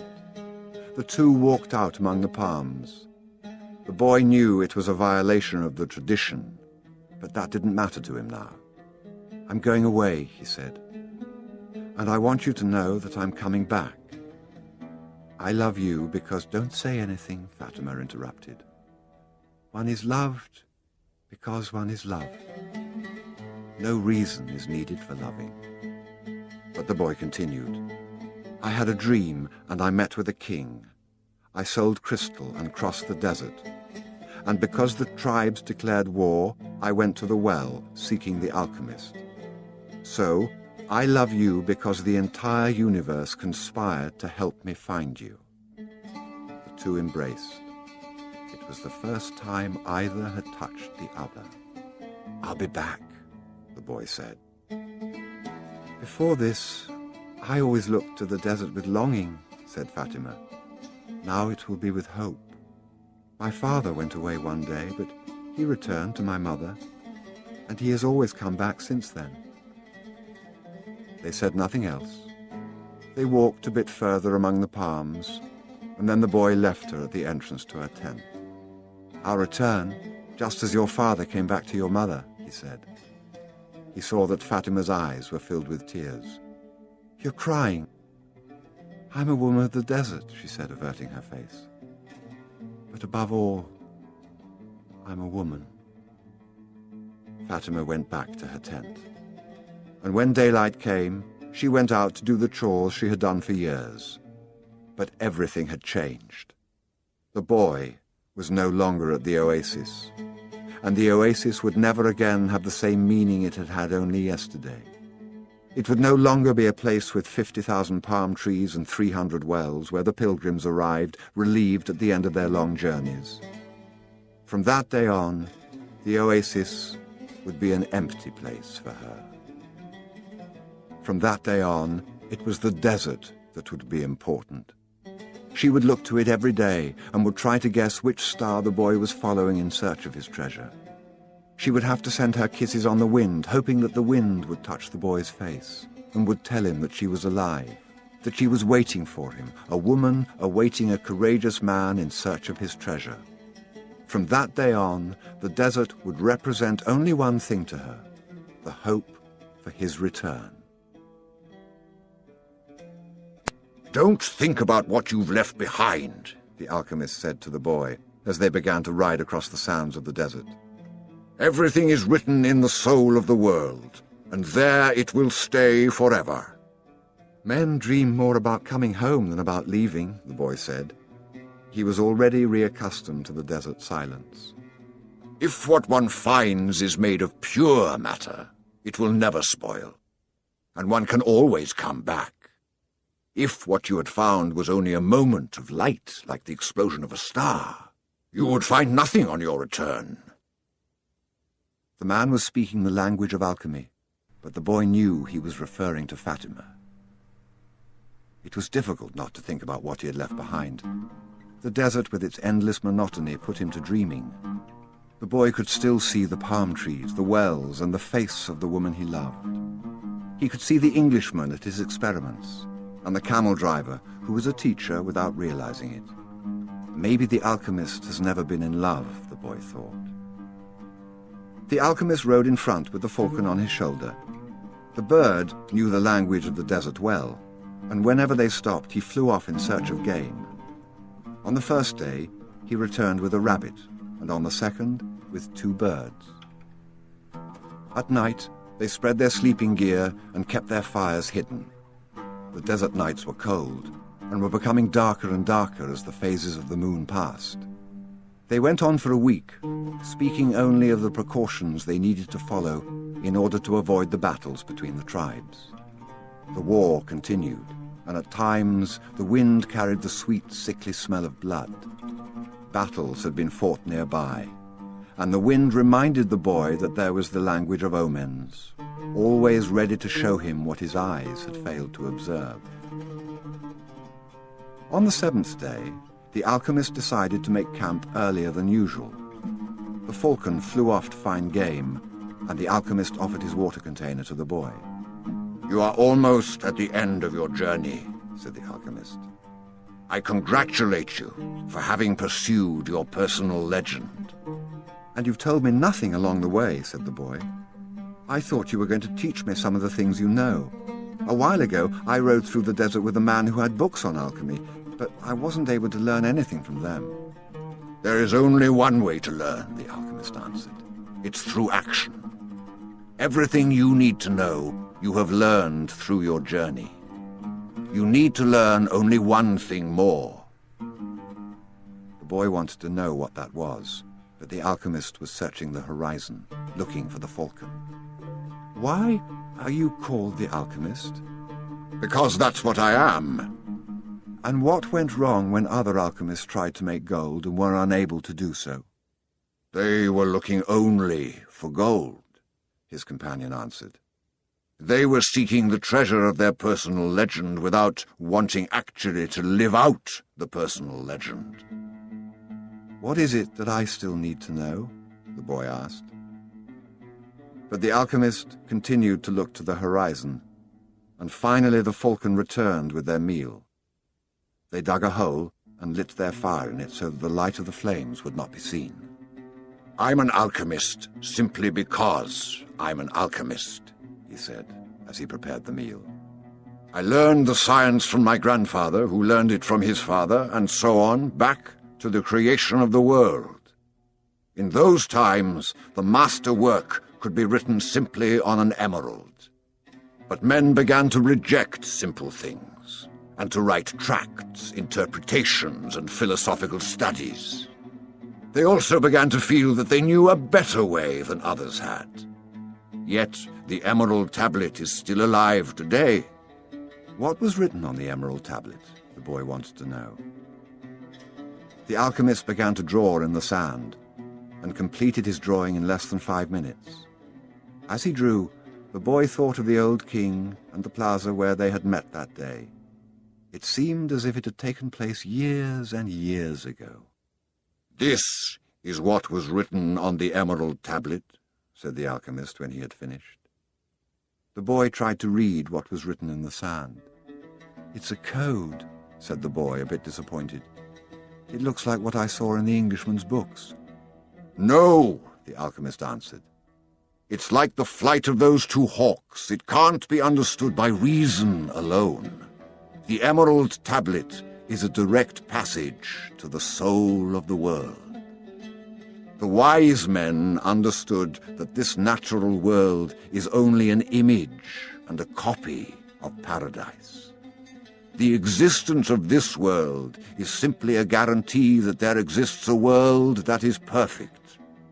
God created the world so that through its visible objects men could understand his spiritual teachings and the marvels of his wisdom.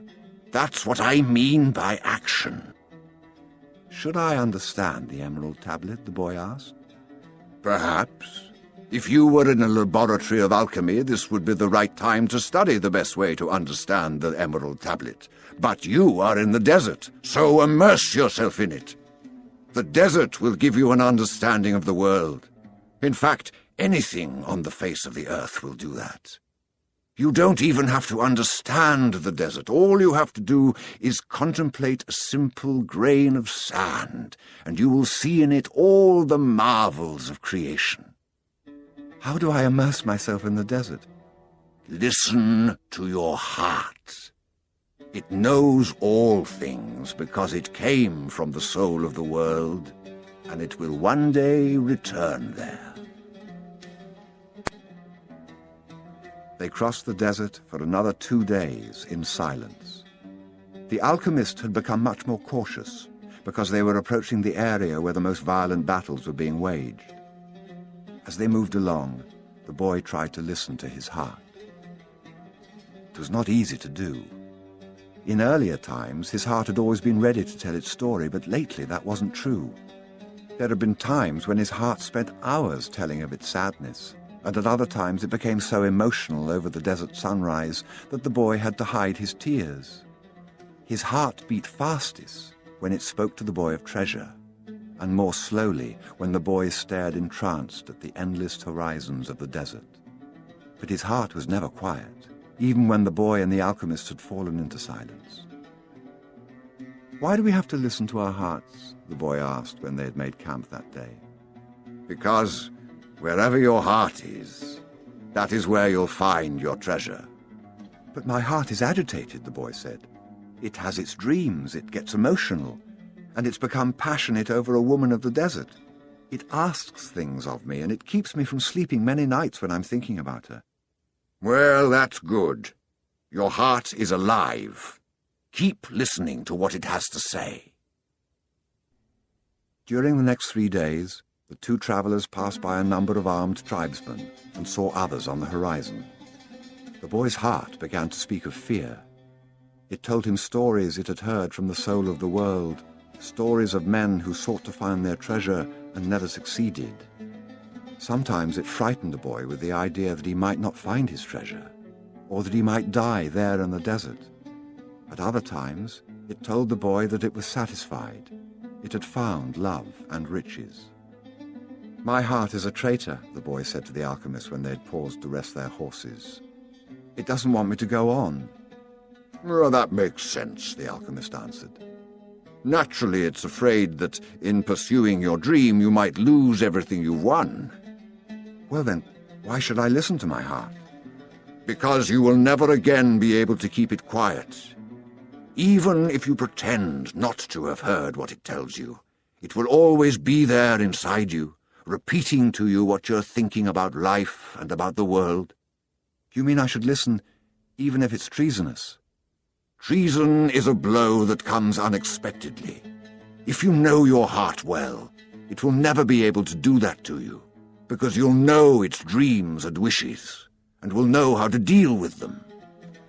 You will never be able to escape from your heart, so it's better to listen to what it has to say.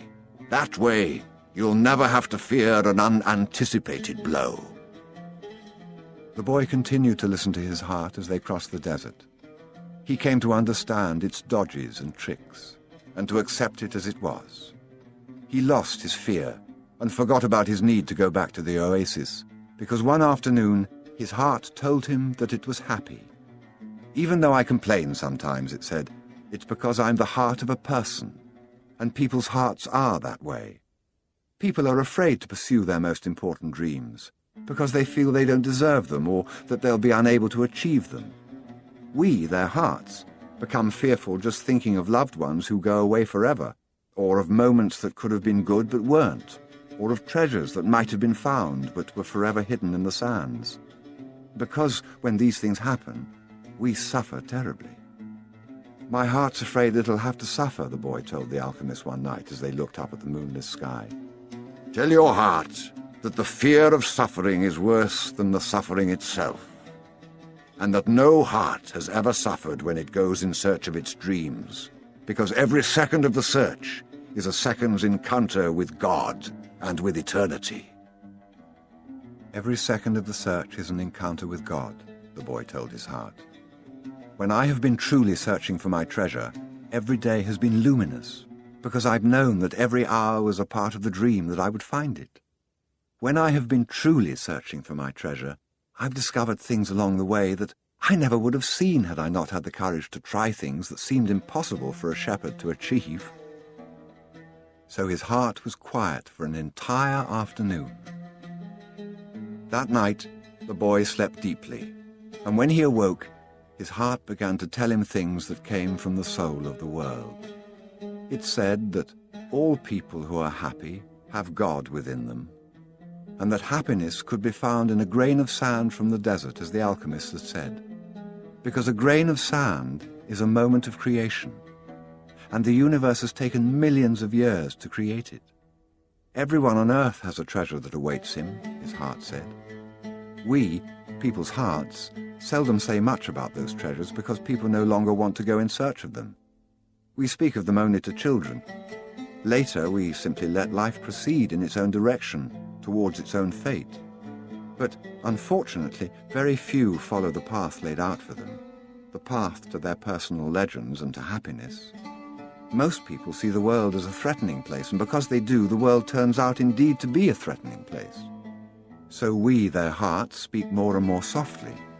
We never stop speaking out, but we begin to hope that our words won't be heard. We don't want people to suffer because they don't follow their hearts. Why don't people's hearts tell them to continue to follow their dreams? The boy asked the alchemist. Because that's what makes a heart suffer most, and hearts don't like to suffer. From then on, the boy understood his heart. He asked it, please, never to stop speaking to him. He asked that, when he wandered far from his dreams, his heart press him and sound the alarm. The boy swore that every time he heard the alarm, he would heed its message. That night, he told all of this to the alchemist, and the alchemist understood that the boy's heart had returned to the soul of the world. "So what should I do now?" the boy asked. "Continue in the direction of the pyramids," said the alchemist, "and continue to pay heed to the omens. Your heart is still capable of showing you where the treasure is." "Is that the one thing I still needed to know?" "No," the alchemist answered. "What you still need to know is this. Before a dream is realized, the soul of the world tests everything that was learned along the way. It does this not because it is evil, but so that we can, in addition to realizing our dreams, master the lessons we've learned as we've moved toward that dream. That's the point at which most people give up. It's the point at which, as we say in the language of the desert, one dies of thirst just when the palm trees have appeared on the horizon. Every search begins with beginner's luck, and every search ends with the victors being severely tested." The boy remembered an old proverb from his country. It said that the darkest hour of the night came just before the dawn. On the following day, the first clear sign of danger appeared. 3 armed tribesmen approached and asked what the boy and the alchemist were doing there. "I'm hunting with my falcon," the alchemist answered. "We're going to have to search you to see whether you're armed," one of the tribesmen said. The alchemist dismounted slowly, and the boy did the same. "Why are you carrying money?" asked the tribesman when he had searched the boy's bag. I need to get to the pyramids," he said. The tribesman who was searching the alchemist's belongings found a small crystal flask filled with a liquid and a yellow glass egg that was slightly larger than a chicken's egg. "What are these things?" he asked. "That's the philosopher's stone and the elixir of life. It's the master work of the alchemists. Whoever swallows that elixir will never be sick again, and a fragment from that stone turns any metal into gold." The Arabs laughed at him, and the alchemists laughed along. They thought his answer was amusing, and they allowed the boy and the alchemist to proceed with all of their belongings. "Are you crazy?" the boy asked the alchemist when they'd moved on. "What did you do that for?" "To show you one of life's simple lessons," the alchemist answered. "When you possess great treasures within you and try to tell others of them, seldom are you believed." They continued across the desert. With every day that passed, the boy's heart became more and more silent. It no longer wanted to know about things of the past or future. It was content simply to contemplate the desert and to drink with the boy from the soul of the world. And the boy and his heart had become friends, and neither was capable now of betraying the other. When his heart spoke to him, it was to provide a stimulus to the boy and to give him strength, because the days of silence there in the desert were wearisome. His heart told the boy what his strongest qualities were: his courage in having given up his sheep and in trying to live out his personal legend, and his enthusiasm during the time he had worked at the crystal shop. And his heart told him something else that the boy had never noticed.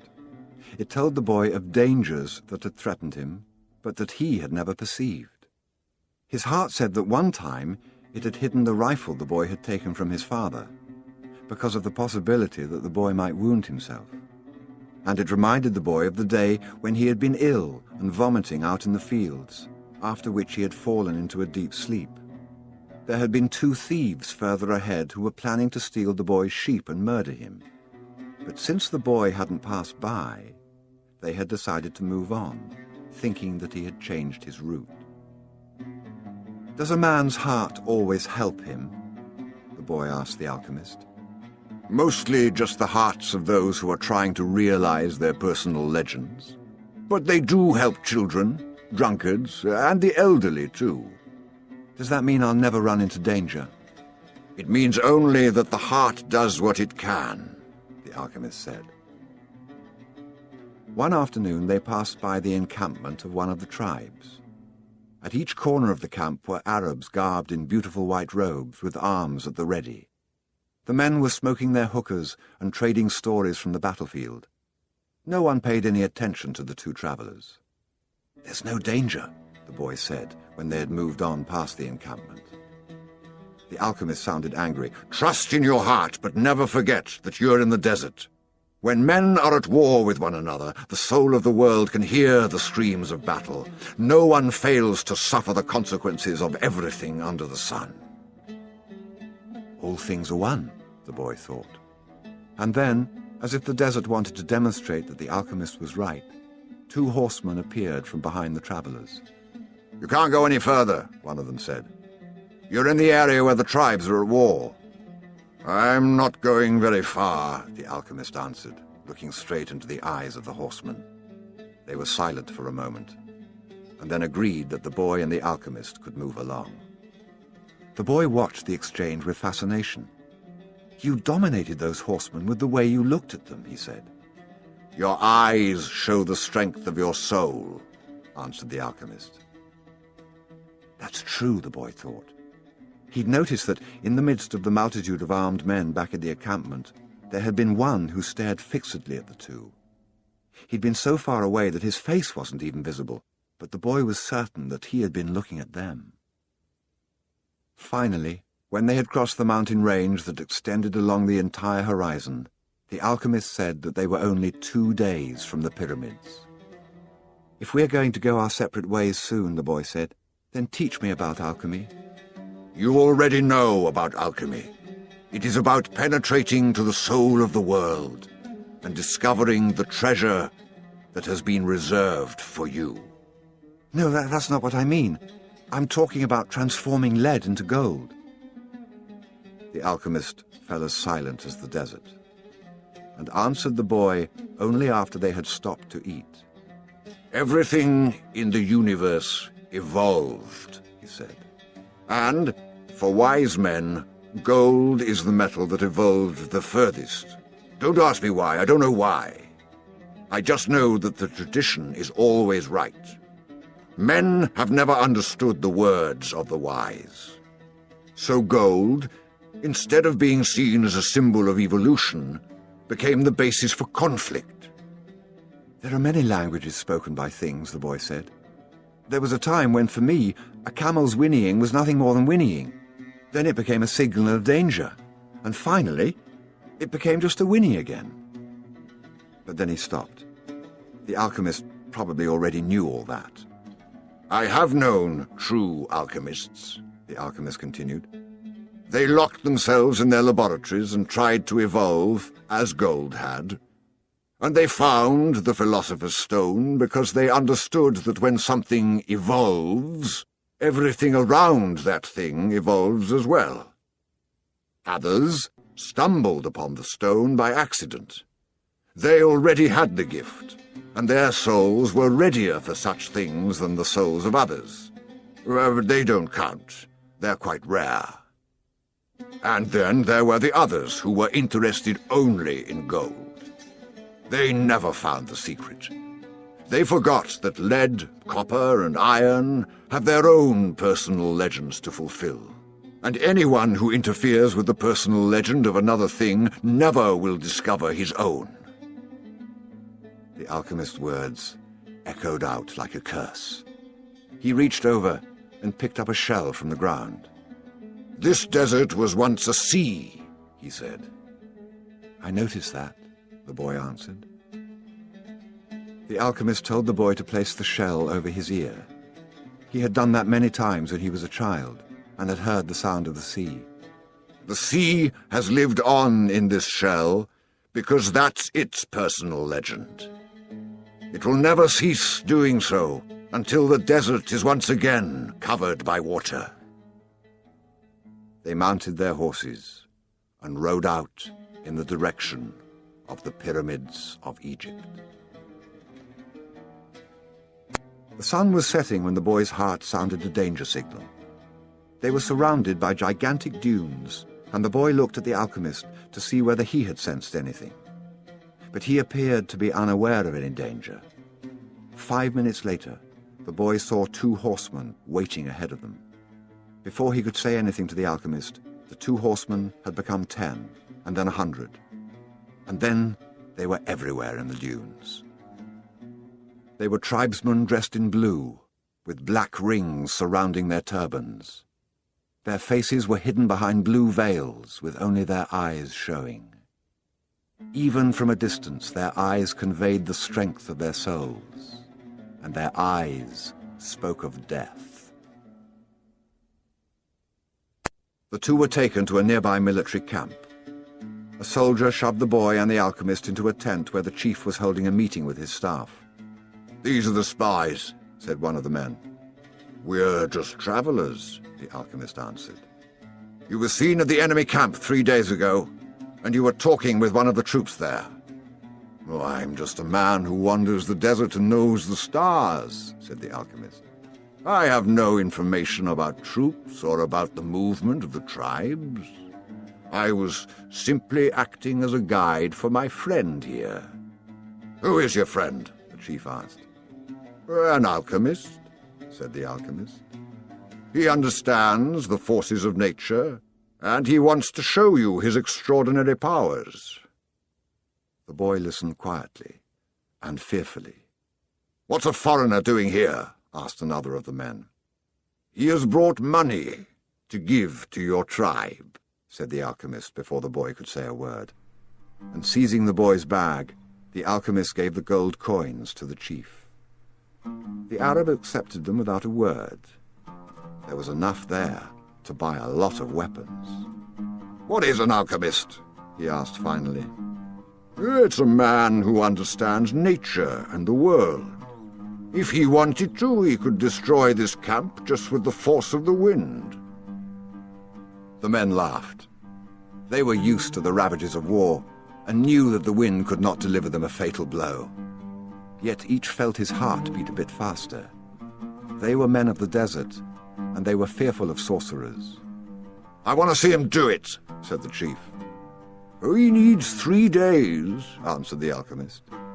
"He's going to transform himself into the wind, just to demonstrate his powers.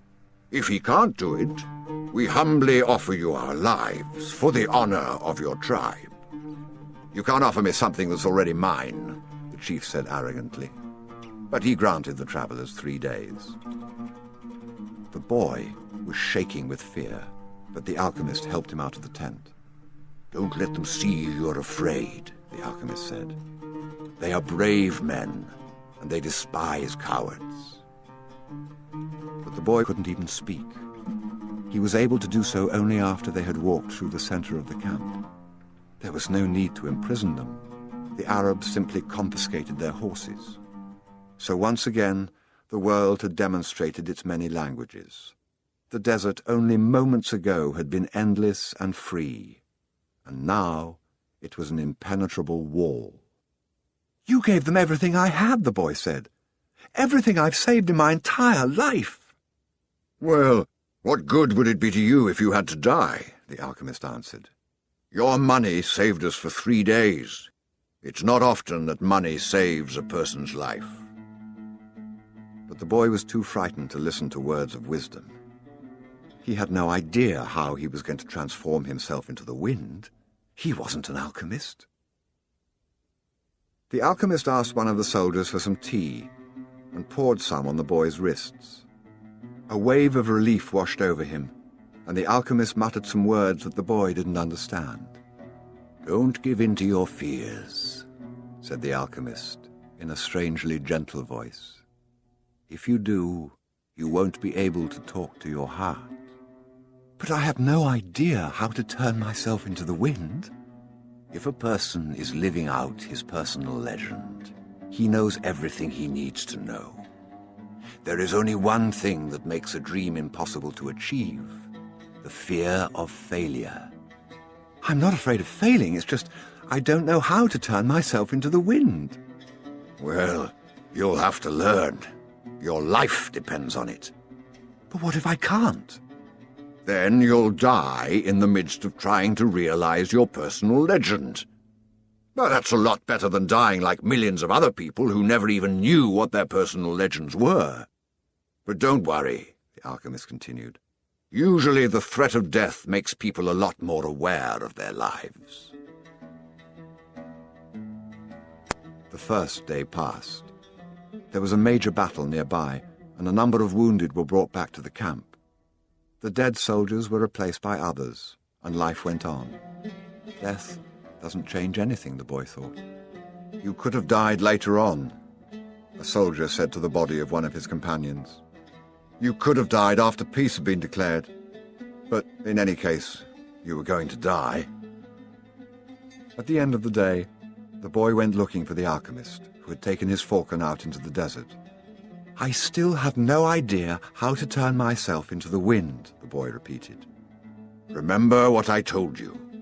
The world is only the visible aspect of God, and that what alchemy does is to bring spiritual perfection into contact with the material plane. "What are you doing?" Feeding my falcon. "If I'm not able to turn myself into the wind, we're going to die," the boy said. "Why feed your falcon?" You're the one who may die, the alchemist said. I already know how to turn myself into the wind. On the second day, the boy climbed to the top of a cliff near the camp. The sentinels allowed him to go. They had already heard about the sorcerer who could turn himself into the wind, and they didn't want to go near him. In any case, the desert was impassable. He spent the entire afternoon of the second day looking out over the desert and listening to his heart. The boy knew the desert sensed his fear. They both spoke the same language. On the third day, the chief met with his officers. He called the alchemist to the meeting and said, "Let's go and see the boy who turns himself into the wind." "Let's," the alchemist answered. The boy took them to the cliff where he had been on the previous day. He told them all to be seated. "It's going to take a while," the boy said. "We're in no hurry," the chief answered. "We are men of the desert." The boy looked out at the horizon. There were mountains in the distance, and there were dunes, rocks, and plants that insisted on living where survival seemed impossible. There was the desert that he had wandered for so many months. Despite all that time, he knew only a small part of it.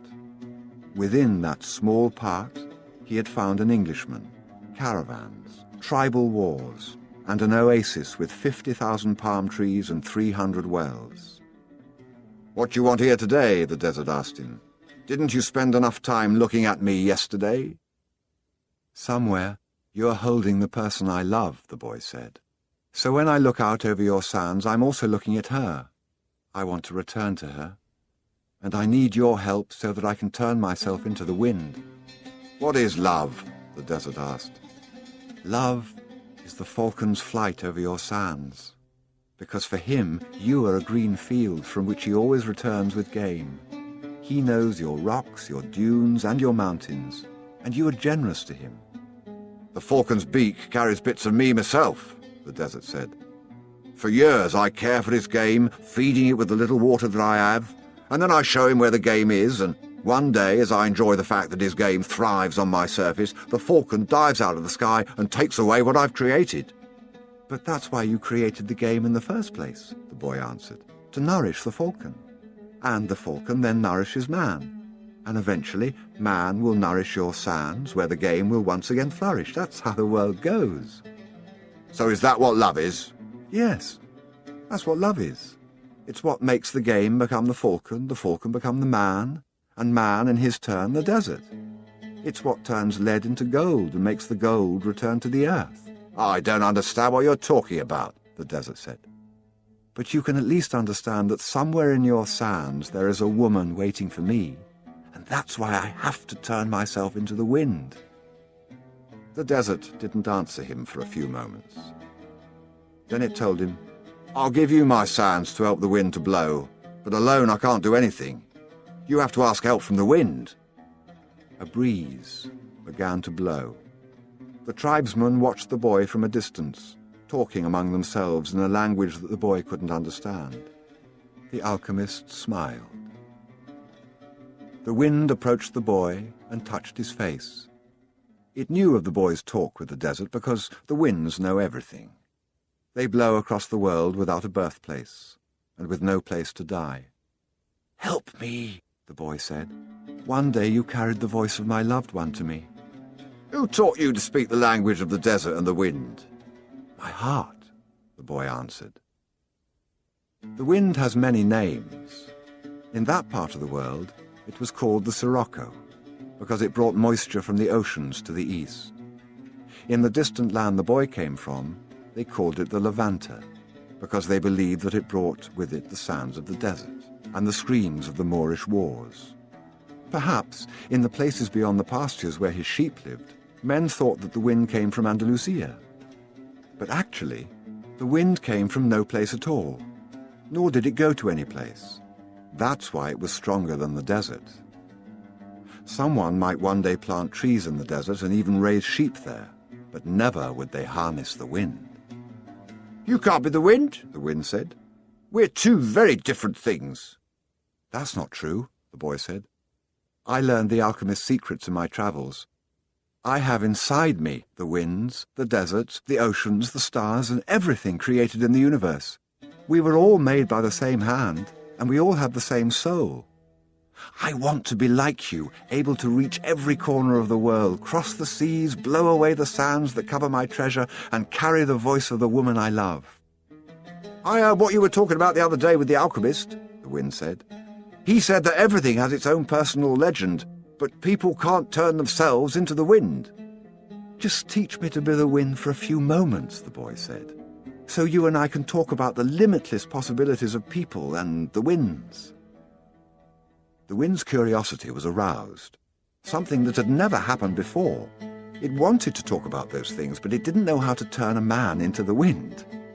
And look how many things the wind already knew how to do. It created deserts, sank ships, felled entire forests, and blew through cities filled with music and strange noises. It felt that it had no limits, yet here was a boy saying that there were other things the wind should be able to do. This is what we call love, the boy said, seeing that the wind was close to granting what he requested. When you're loved, you can do anything in creation. When you are loved, there's no need at all to understand what's happening because everything happens within you, and even men can turn themselves into the wind, as long as the wind helps, of course. The wind was a proud being, and it was becoming irritated with what the boy was saying. It commenced to blow harder, raising the desert sands. But finally, it had to recognize that, even making its way around the world, it didn't know how to turn a man into the wind. And it knew nothing about love. In my travels round the world, I've often seen people speaking of love and looking towards the heavens, the wind said, furious at having to acknowledge its own limitations. Maybe it's better to ask heaven. Well then, help me to do that, the boy said. Fill this place with a sandstorm so strong that it blots out the sun. Then I can look to heaven without blinding myself. So the wind blew with all its strength, and the sky was filled with sand. The sun was turned into a golden disk. At the camp, it was difficult to see anything. The men of the desert were already familiar with that wind. They called it the simum, and it was worse than a storm at sea. Their horses cried out, and all their weapons were filled with sand. On the heights, one of the commanders turned to the chief and said, "Maybe we'd better end this." They could barely see the boy. Their faces were covered with the blue cloths, and their eyes showed fear. "Let's stop this," another commander said. "I want to see the greatness of Allah," the chief said with respect. "I want to see how a man turns himself into the wind." But he made a mental note of the names of the two men who had expressed their fear. As soon as the wind stopped, he was going to remove them from their commands, because true men of the desert are not afraid. "The wind told me that you know about love," the boy said to the sun. "If you know about love, you must also know about the soul of the world, because it's made of love. "From where I am," the sun said, "I can see the soul of the world. It communicates with my soul, and together we cause the plants to grow and the sheep to seek out shade. From where I am, and I'm a long way from the earth, I learned how to love. I know that if I came even a little bit closer to the earth, everything there would die, and the soul of the world would no longer exist. So we contemplate each other, and we want each other, and I give it life and warmth, and it gives me my reason for living." "So you know about love," the boy said. "And I know the soul of the world, because we've talked at great length to each other during this endless trip through the universe. It tells me that its greatest problem is that, up until now, only the minerals and vegetables understand that all things are one, that there's no need for iron to be the same as copper, or copper the same as gold. Each performs its own exact function as unique being, and everything would be a symphony of peace if the hand that wrote all this had stopped on the 5th day of creation. But there was a 6th day," the sun went on. "You are wise because you observe everything from a distance," the boy said. "But you don't know about love. If there hadn't been a 6th day, man would not exist. Copper would always be just copper, and lead just lead. It's true that everything has its personal legend, but one day that personal legend will be realized. So each thing has to transform itself into something better, and to acquire a new personal legend, until someday the soul of the world becomes one thing only." The sun thought about that, and decided to shine more brightly. The wind, which was enjoying the conversation, started to blow with greater force, so that the sun would not blind the boy. "This is why alchemy exists," the boy said, "so that everyone will search for his treasure, find it, and then want to be better than he was in his former life. Lead will play its role until the world has no further need for lead, and then lead will have to turn itself into gold. That's what alchemists do. They show that when we strive to become better than we are, everything around us becomes better too." "Well, why did you say that I don't know about love?" the sun asked the boy. "Because it's not love to be static like the desert, nor is it love to roam the world like the wind. And it's not love to see everything from a distance like you do. Love is the force that transforms and improves the soul of the world. When I first reached through to it, I thought the soul of the world was perfect. But later I could see that it was like other aspects of creation, and had its own passions and wars. It is we who nourish the soul of the world, and the world we live in will be either better or worse depending on whether we become better or worse. And that's where the power of love comes in, because when we love, we always strive to become better than we are." "So what do you want of me?" the sun asked. "I want you to help me turn myself into the wind," the boy answered. "Nature knows me as the wisest being in creation," the sun said. "But I don't know how to turn you into the wind." "Then whom should I ask?" The sun thought for a minute. The wind was listening closely and wanted to tell every corner of the world that the sun's wisdom had its limitations, that it was unable to deal with this boy who spoke the language of the world. "Well, speak to the hand that wrote all," said the sun. The wind screamed with delight and blew harder than ever. The tents were being blown from their ties to the earth, and the animals were being freed from their tethers.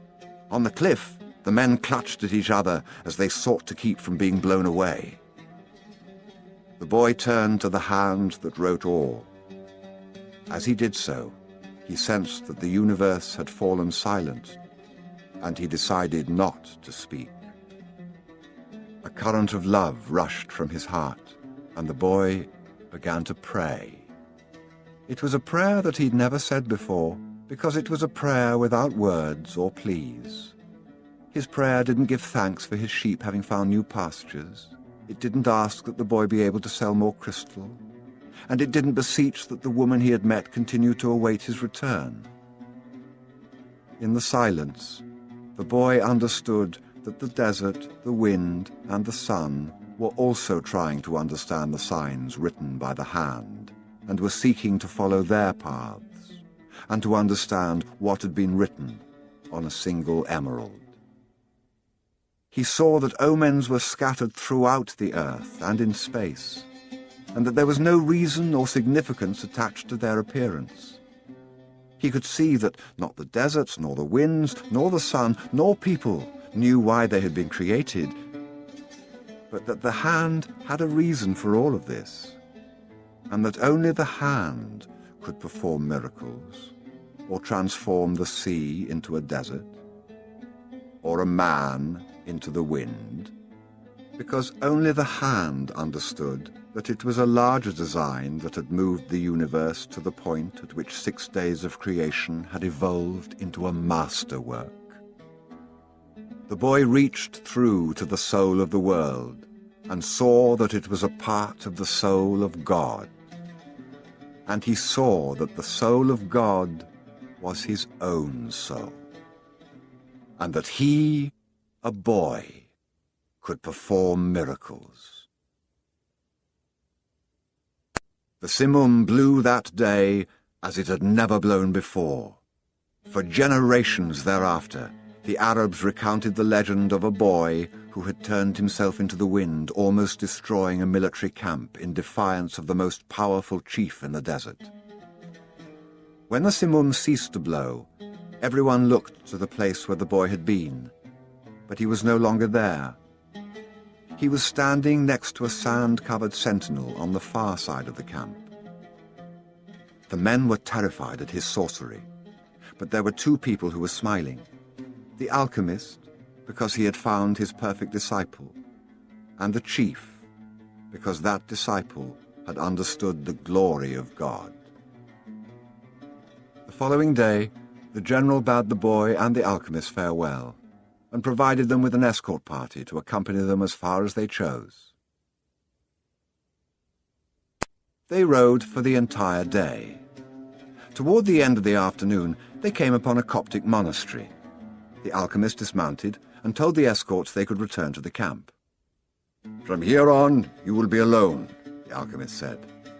"You are only 3 hours from the pyramids." "Thank you," said the boy. "You taught me the language of the world." "I only invoked what you already knew." The alchemist knocked on the gate of the monastery. A monk dressed in black came to the gates. They spoke for a few minutes in the Coptic tongue, and the alchemist bade the boy enter. "I asked him to let me use the kitchen for a while," the alchemist smiled. They went to the kitchen at the back of the monastery. The alchemist lighted the fire, and the monk brought him some lead, which the alchemist placed in an iron pan. When the lead had become liquid, the alchemist took from his pouch the strange yellow egg. He scraped from it a sliver as thin as a hair, wrapped it in wax, and added it to the pan in which the lead had melted. The mixture took on a reddish color, almost the color of blood. The alchemist removed the pan from the fire and set it aside to cool. As he did so, he talked with the monk about the tribal wars. "I think they're going to last for a long time," he said to the monk. The monk was irritated. The caravans had been stopped at Giza for some time, waiting for the wars to end. "But God's will be done," the monk said. "Exactly," answered the alchemist. When the pan had cooled, the monk and the boy looked at it, dazzled. The lead had dried into the shape of the pan, but it was no longer lead. It was gold. "Will I learn to do that someday?" the boy asked. "This was my personal legend, not yours," the alchemist answered. "But I wanted to show you that it was possible." They returned to the gates of the monastery. There, the alchemist separated the disc into 4 parts. "This is for you," he said, holding one of the parts out to the monk. "It's for your generosity to the pilgrims." "But this payment goes well beyond my generosity," the monk responded. "Don't say that again. Life might be listening, and give you less the next time." The alchemist turned to the boy. "This is for you, to make up for what you gave to the general." The boy was about to say that it was much more than he had given to the general, but he kept quiet because he had heard what the alchemist said to the monk. "And this is for me," said the alchemist, keeping one of the parts. "because I have to return to the desert where there are tribal wars." He took the fourth part and handed it to the monk. "This is for the boy, if he ever needs it." "But I'm going in search of my treasure," the boy said. "I'm very close to it now." "And I'm certain you'll find it," the alchemist said. "Then why this?" "Because you have already lost your savings twice, once to the thief and once to the general. I'm an old, superstitious Arab, and I believe in our proverbs. There's one that says, 'Everything that happens once can never happen again, but everything that happens twice will surely happen a third time.'" They mounted their horses. "I want to tell you a story about dreams," said the alchemist. The boy brought his horse closer. "In ancient Rome, at the time of Emperor Tiberius, there lived a good man who had 2 sons. One was in the military and had been sent to the most distant regions of the empire. The other son was a poet and delighted all of Rome with his beautiful verses. One night, the father had a dream. An angel appeared to him and told him that the words of one of his sons would be learned and repeated throughout the world for all generations to come. The father woke from his dream grateful and crying, because life was generous and had revealed to him something any father would be proud to know. Shortly thereafter, the father died as he tried to save a child who was about to be crushed by the wheels of a chariot. Since he had lived his entire life in a manner that was correct and fair, he went directly to heaven, where he met the angel that had appeared in his dream. "You were always a good man," the angel said to him. "You lived your life in a loving way and died with dignity. I can now grant you any wish you desire." "Life was good to me," the man said. "When you appeared in my dream, I felt that all my efforts had been rewarded because my son's poems will be read by men for generations to come. I don't want anything for myself, but any father would be proud of the fame achieved by one whom he had cared for as a child and educated as he grew up. Sometime in the distant future, I would like to see my son's words." The angel touched the man's shoulder, and they were both projected far into the future. They were in an immense setting, surrounded by thousands of people speaking in a strange language. The man wept with happiness. "I knew that my son's poems were immortal," he said to the angel through his tears. "Can you please tell me which of my son's poems these people are repeating?"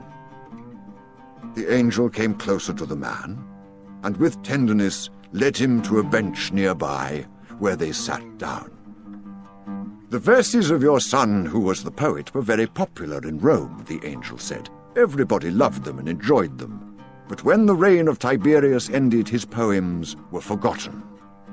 The words you're hearing now are those of your son in the military." The man looked at the angel in surprise. "Your son went to serve at a distant place and became a centurion. He was just and good. One afternoon, one of his servants fell ill, and it appeared that he would die. Your son had heard of a rabbi who was able to cure illnesses, and he rode out for days and days in search of this man. Along the way, he learned that the man he was seeking was the Son of God. He met others who had been cured by him, and they instructed your son in the man's teachings. And so, despite the fact he was a Roman centurion, he converted to their faith. Shortly thereafter, he reached the place where the man he was looking for was visiting. He told the man that one of his servants was gravely ill, and the rabbi made ready to go to his house with him. But the centurion was a man of faith, and looking into the eyes of the rabbi, he knew that he was surely in the presence of the Son of God. "And this is what your son said," the angel told the man. "These are the words he said to the rabbi at that point, and they have never been forgotten. 'My Lord, I am not worthy that you should come under my roof. But only speak a word, and my servant will be healed.' The alchemist said, 'No matter what he does, every person on earth plays a central role in the history of the world, and normally he doesn't know it.'" The boy smiled. He had never imagined that questions about life would be of such importance to a shepherd. "Goodbye," the alchemist said. "Goodbye," said the boy. The boy rode along through the desert for several hours, listening avidly to what his heart had to say. It was his heart that would tell him where his treasure was hidden. "Where your treasure is, there also will be your heart," the alchemist had told him. But his heart was speaking of other things. With pride, it told the story of a shepherd who had left his flock to follow a dream he had on 2 different occasions. It told of personal legend, and of the many men who had wandered in search of distant lands or beautiful women, confronting the people of their times with their preconceived notions. It spoke of journeys, discoveries, books, and change.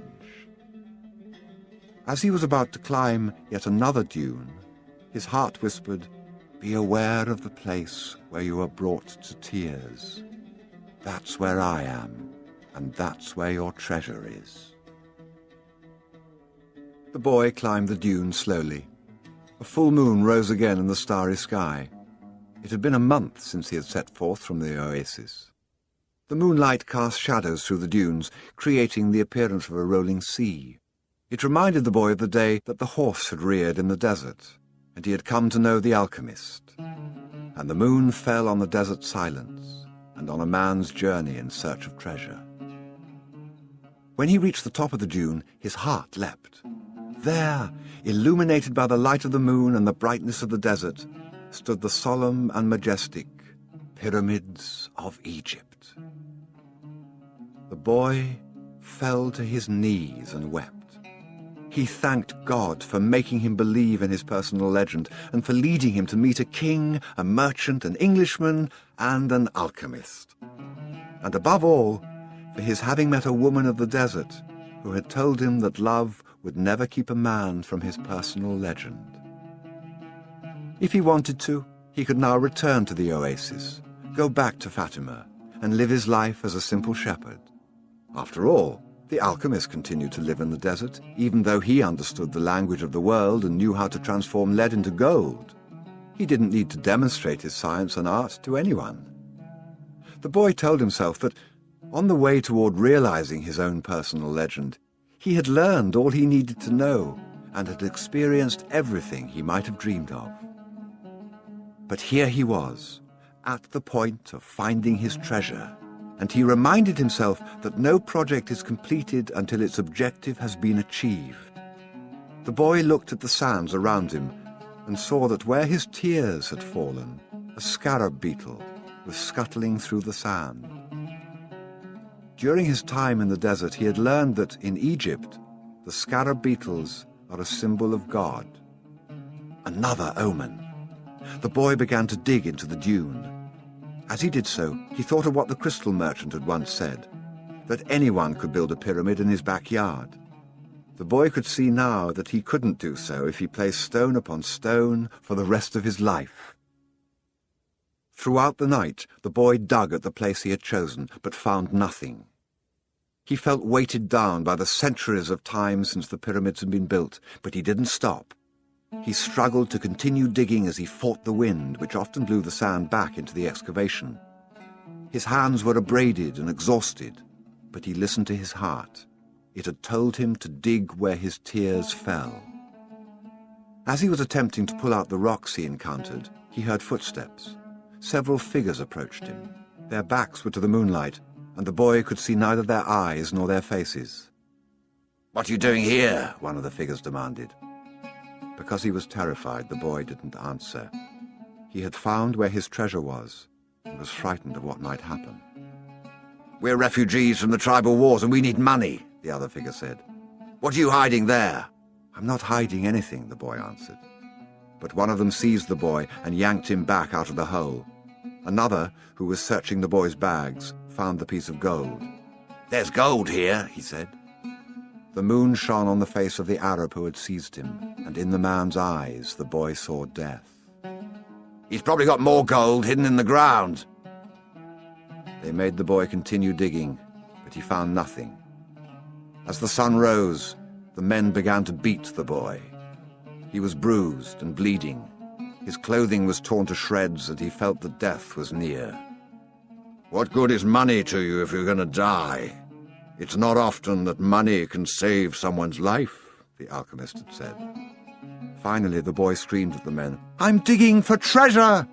And although his mouth was bleeding and swollen, he told his attackers that he had twice dreamed of a treasure hidden near the pyramids of Egypt.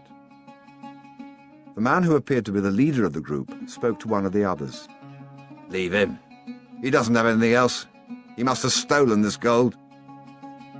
The boy fell to the sand, nearly unconscious.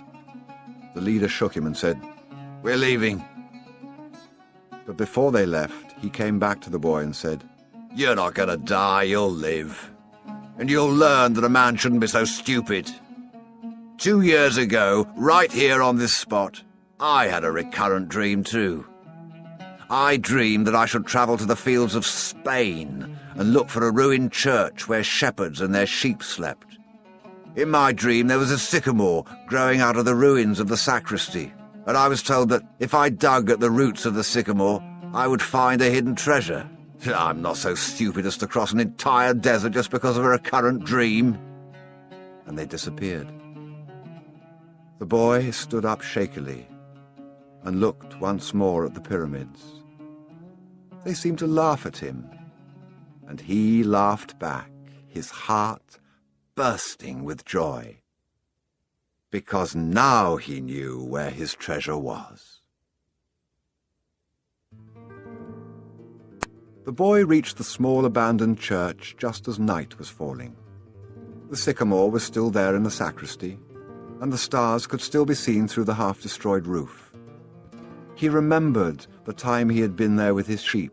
It had been a peaceful night, except for the dream. Now he was here not with his flock, but with a shovel. He sat, looking at the sky for a long time. Then he took from his knapsack a bottle of wine and drank some. He remembered the night in the desert when he had sat with the alchemist as they looked at the stars and drank wine together. He thought of the many roads he had travelled, and of the strange way God had chosen to show him his treasure. If he hadn't believed in the significance of recurrent dreams, he would not have met the gypsy woman, the king, the thief, or, well, it's a long list. But the path was written in the omens, and there was no way I could go wrong, he said to himself. He fell asleep, and when he awoke the sun was already high.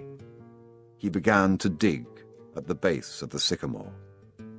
"You old sorcerer!" the boy shouted up to the sky. "You knew the whole story. You even left a bit of gold at the monastery so I could get back to this church. The monk laughed when he saw me come back in tatters. Couldn't you have saved me from that?" "No," he heard the voice on the wind say. "If I had told you, you wouldn't have seen the pyramids. They're beautiful, aren't they?" The boy smiled and continued digging. Half an hour later, his shovel hit something solid.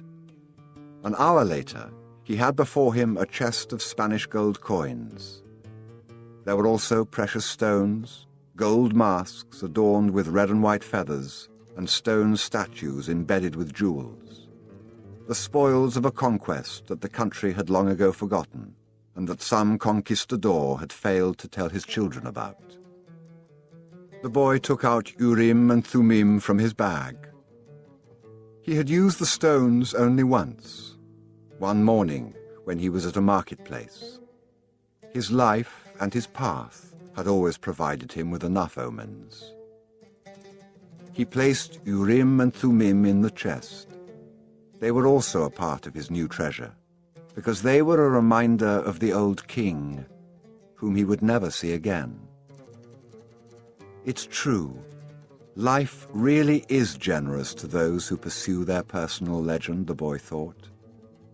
Then he remembered that he had to get to Tarifa, so he could give 1/10 of his treasure to the gypsy woman, as he had promised. Those gypsies are really smart, he thought. Maybe it was because they moved around so much. The wind began to blow again. It was the Levanta, the wind that came from Africa. It didn't bring with it the smell of the desert, nor the threat of Moorish invasion. Instead, it brought the scent of a perfume he knew well, and the touch of a kiss that came from far away, slowly, slowly, until it rested on his lips. The boy smiled. It was the first time she had done that. "I'm coming, Fatima," he said.